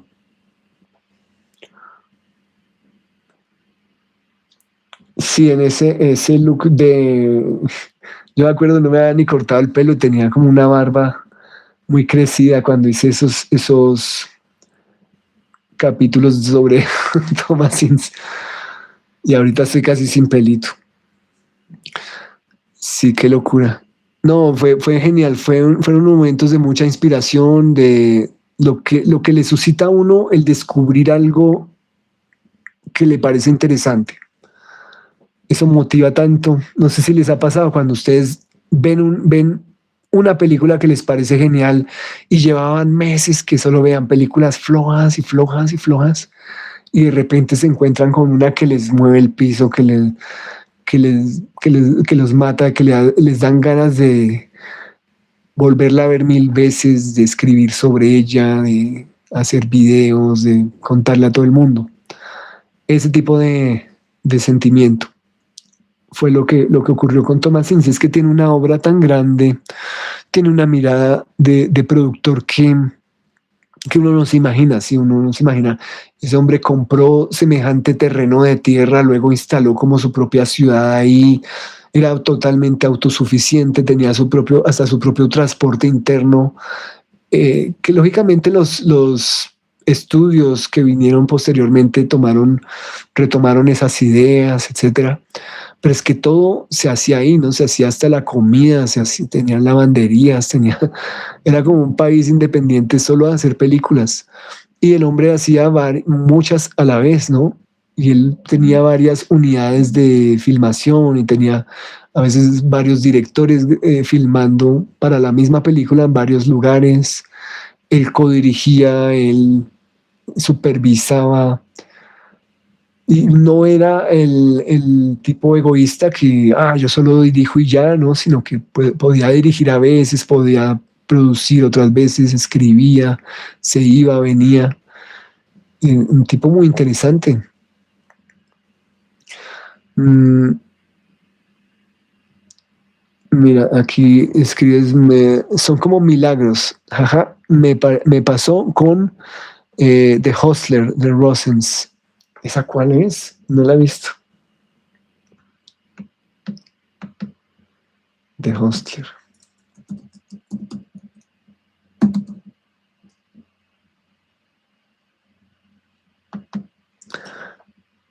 A ver, estoy buscándola en internet. De Robert Rosen, The Hostler, con Paul Newman. Oye, hay que verla, yo no la he visto. Habría que verla. No, contigo tengo pendiente refrescar Sans Soleil. ¿cierto? Si no estoy mal. Y aún no la he podido ver, tengo que hacer tantas cosas. Vamos a ver.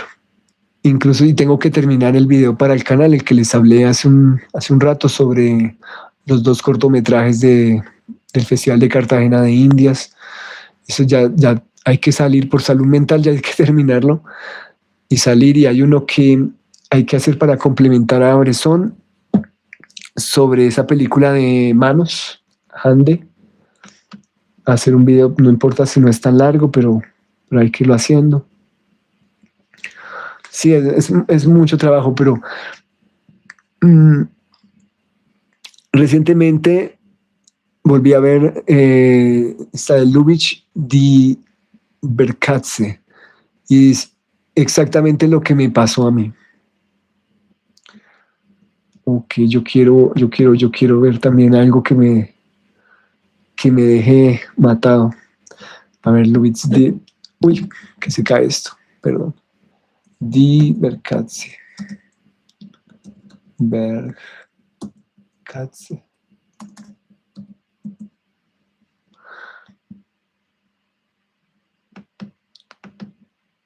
El gato monteso, el gato salvaje.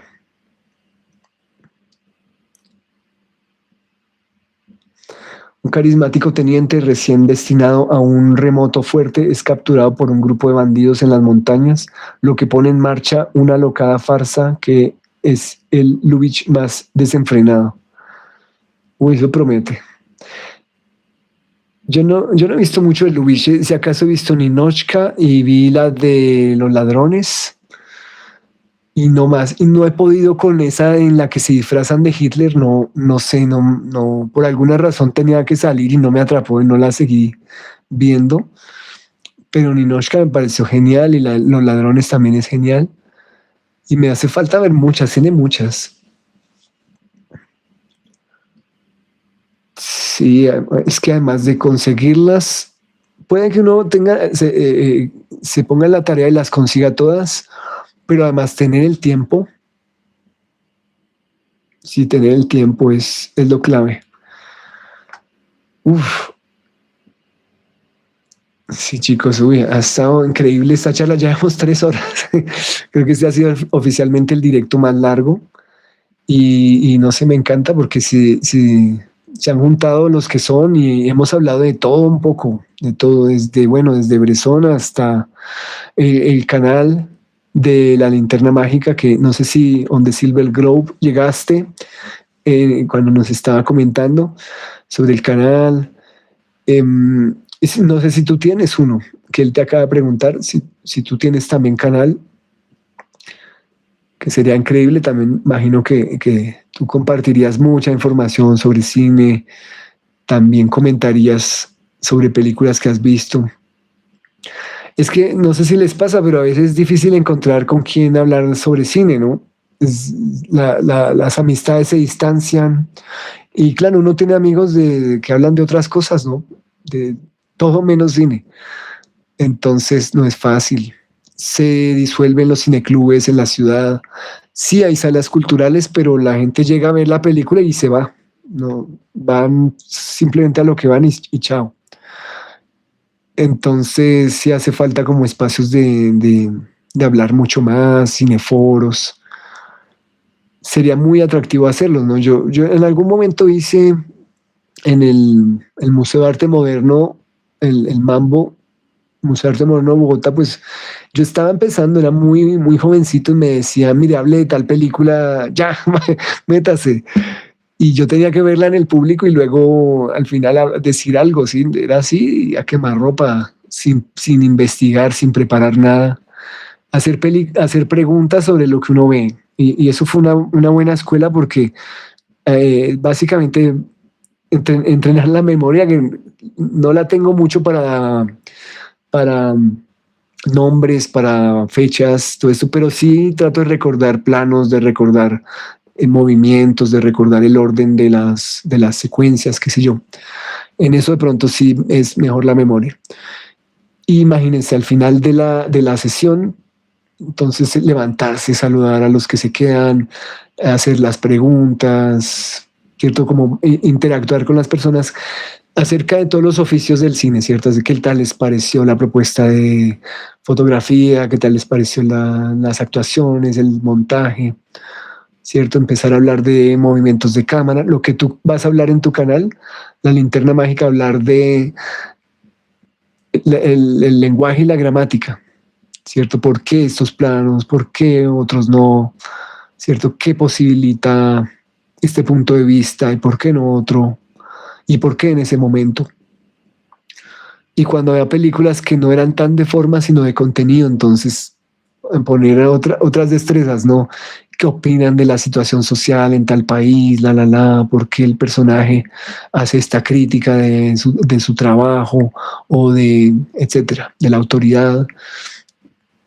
Entonces, uno se da cuenta que hay mil maneras, ¿no? Bueno, más de mil maneras de hablar de una película, ¿cierto? De abordarla según diferentes eh, aristas, formas, contenidos, anécdotas, caprichos, fetiches, ¿no? De los cinéfilos. Entonces, hay unos que se quedan simplemente en admirar la belleza de una actriz, ¿cierto? Y ya, y eso es y se va todo el tiempo en hablar de eso. ¿Y qué más hizo esa actriz? Cómo fue la relación con el director, ¿cierto? ¿Qué hacían cuando se unieron, cuando se separaron? Todo el chisme, ¿no? Y hay otras charlas sobre cine que son sobre posiciones políticas de los realizadores o de cada miembro del equipo. Hay otras que son sobre manías, ¿cierto? Cosas así que ruborizan, ¿no? Que hacían en X o Y película, o costumbres, qué sé yo. Otras de lo fallido, ¿cierto? De las peripecias de cada película o de cada rodaje. Entonces hay tantas formas de acercarse que al final uno dice, bueno, acerquémonos a esa de la que no se habla tanto. Y yo descubrí que es posiblemente la forma de hablar de cómo está hecha, de cómo es la propuesta de dirección, la puesta en escena. De eso es lo que poquito se habla, ¿cierto? Incluso cuando hay tiempo, incluso cuando se publica, incluso cuando se hace videos, ¿cierto? Salvo contadas excepciones por ahí en internet, sí hay gente que dice, bueno, analicemos esta secuencia, estos tipos de planos, pero en general lo evitan, ¿no? Prefieren hablar más bien del contenido, de la trama. Mm. Dices, estoy pensando en crear contenido en estilo de un fanzine, como posts de Instagram, eh, Shining a Light. Espera, es que me sale la traducción. Voy a refrescar aquí. Espera.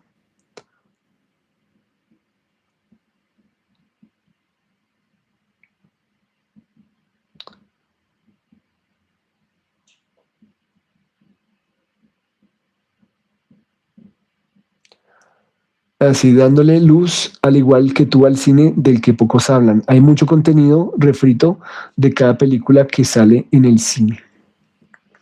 Sí, eso sería ideal. Cualquier cosa que ustedes puedan hacer, que anímense, anímense. Esos son pequeños pasitos y luego sí, la vida va mostrando el camino. Todavía nos queda mucho, mucha tela por cortar. Imagínense qué pasaría si uno se dedicara a tiempo completo, ¿no? Tendría también una gran responsabilidad de hacer más, de tener mucho más rigor. Entonces, pues, no sé, algún día llegará la oportunidad. Sí, muchachos, pues yo creo que dejemos por ahí, dejemos tema para otra sesión, pero bueno, en general podríamos los viernes quizás alargarnos un rato, ya que no hay que madrugar al día siguiente, afortunadamente. Los otros días sí es imposible, ¿no? De lunes a jueves es al día siguiente nos toca levantarnos temprano, etcétera. Pero un día como hoy me pareció muy fructífero, quedo contento hablando con ustedes aquí, comentando películas. Em, no sé, hay que ver este fin de semana cosas, ¿no? Hay que refrescar lo que uno ya vio, que no se acuerda, ver otras nuevas, ¿cierto? O nuevas viejas, como dicen por ahí, aquellas que son nuevas para uno, pero que ya tienen varios años. Y, y nada, pues seguir pensando qué haremos, ¿no? De pronto en el momento que terminemos lo de Bresson, haríamos una encuesta así como qué opina la gente, ¿no? Que si nos vamos con Bayaderen, con Tarkovsky o con Hitchcock Truffaut, a ver cuál es el que más les gustaría, no sé. Aunque todos son chéveres, no todos tienen su interés, ¿no? De todo se puede descubrir algo genial.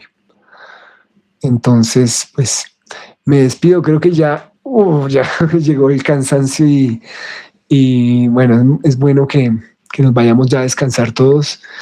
Eh, Ha sido un gusto conocerte, entonces la linterna mágica, espero que vayas haciendo tu canal, si en algún momento te animas y colocas la dirección, pues te visitamos, te seguimos. Si no, pues bueno, cuando estés listo para dar ese paso. Y On the Silver Glove, también genial que hayas vuelto ya, habían pasado mucho tiempo, pero como, qué sé yo, por lo menos 4 meses sin verte, algo así. Entonces, de verdad les agradezco mucho, chicos, un placer. Nos vemos el lunes o cuando ustedes puedan regresar. Yo estaré aquí de lunes a viernes. Quiero ver esas películas que ustedes han hablado. Espero pues al menos tenerlas en la lista para ver. Tiene que ser, yo creo que en algún fin de semana sí o sí. Entonces nos vamos poniendo al día con esas películas o que vimos hace mucho o que no vimos y, y apreciarlas. Gracias de nuevo. Entonces nos vemos apenas se pueda cuando ustedes vuelvan a su casa y para los demás pues haremos haremos transmisión sobre Bresson el lunes nuevamente. Dices gracias por la conversación, cuídate. Esos son tiempos complicados. Espero que puedas ver The Hostler. Si ya la tengo ahí en el Internet Movie Database, el Audaz, y también la que señala la linterna mágica de Die Berkatze, el gato montés de Lubitsch. Las voy a bajar. Yo vi una que me recomendó un chico, la de este chico uruguayo, que a veces viene, eh, de ese cómico argentino. Este que a cada trabajo que aplicaba había un incendio. Eh, Se me olvidó el título, qué memoria. Pero sí la vi, es graciosa para qué y tiene otras de ese director también muy interesantes. ¿Cómo se llama? Ah, qué vergüenza. Y sí la vi. Bueno, la tengo ahí, pero vi esa película. Cuando él vuelva la comentaremos también. Entonces, bueno, así quedamos. Espero al menos conseguir las películas que ustedes me han recomendado. Nos vemos el lunes, si pueden, sería lo ideal. Cuídense mucho y nos vemos. Entonces vamos a descansar. Bueno, feliz noche, feliz fin de. Bueno, cuídense mucho.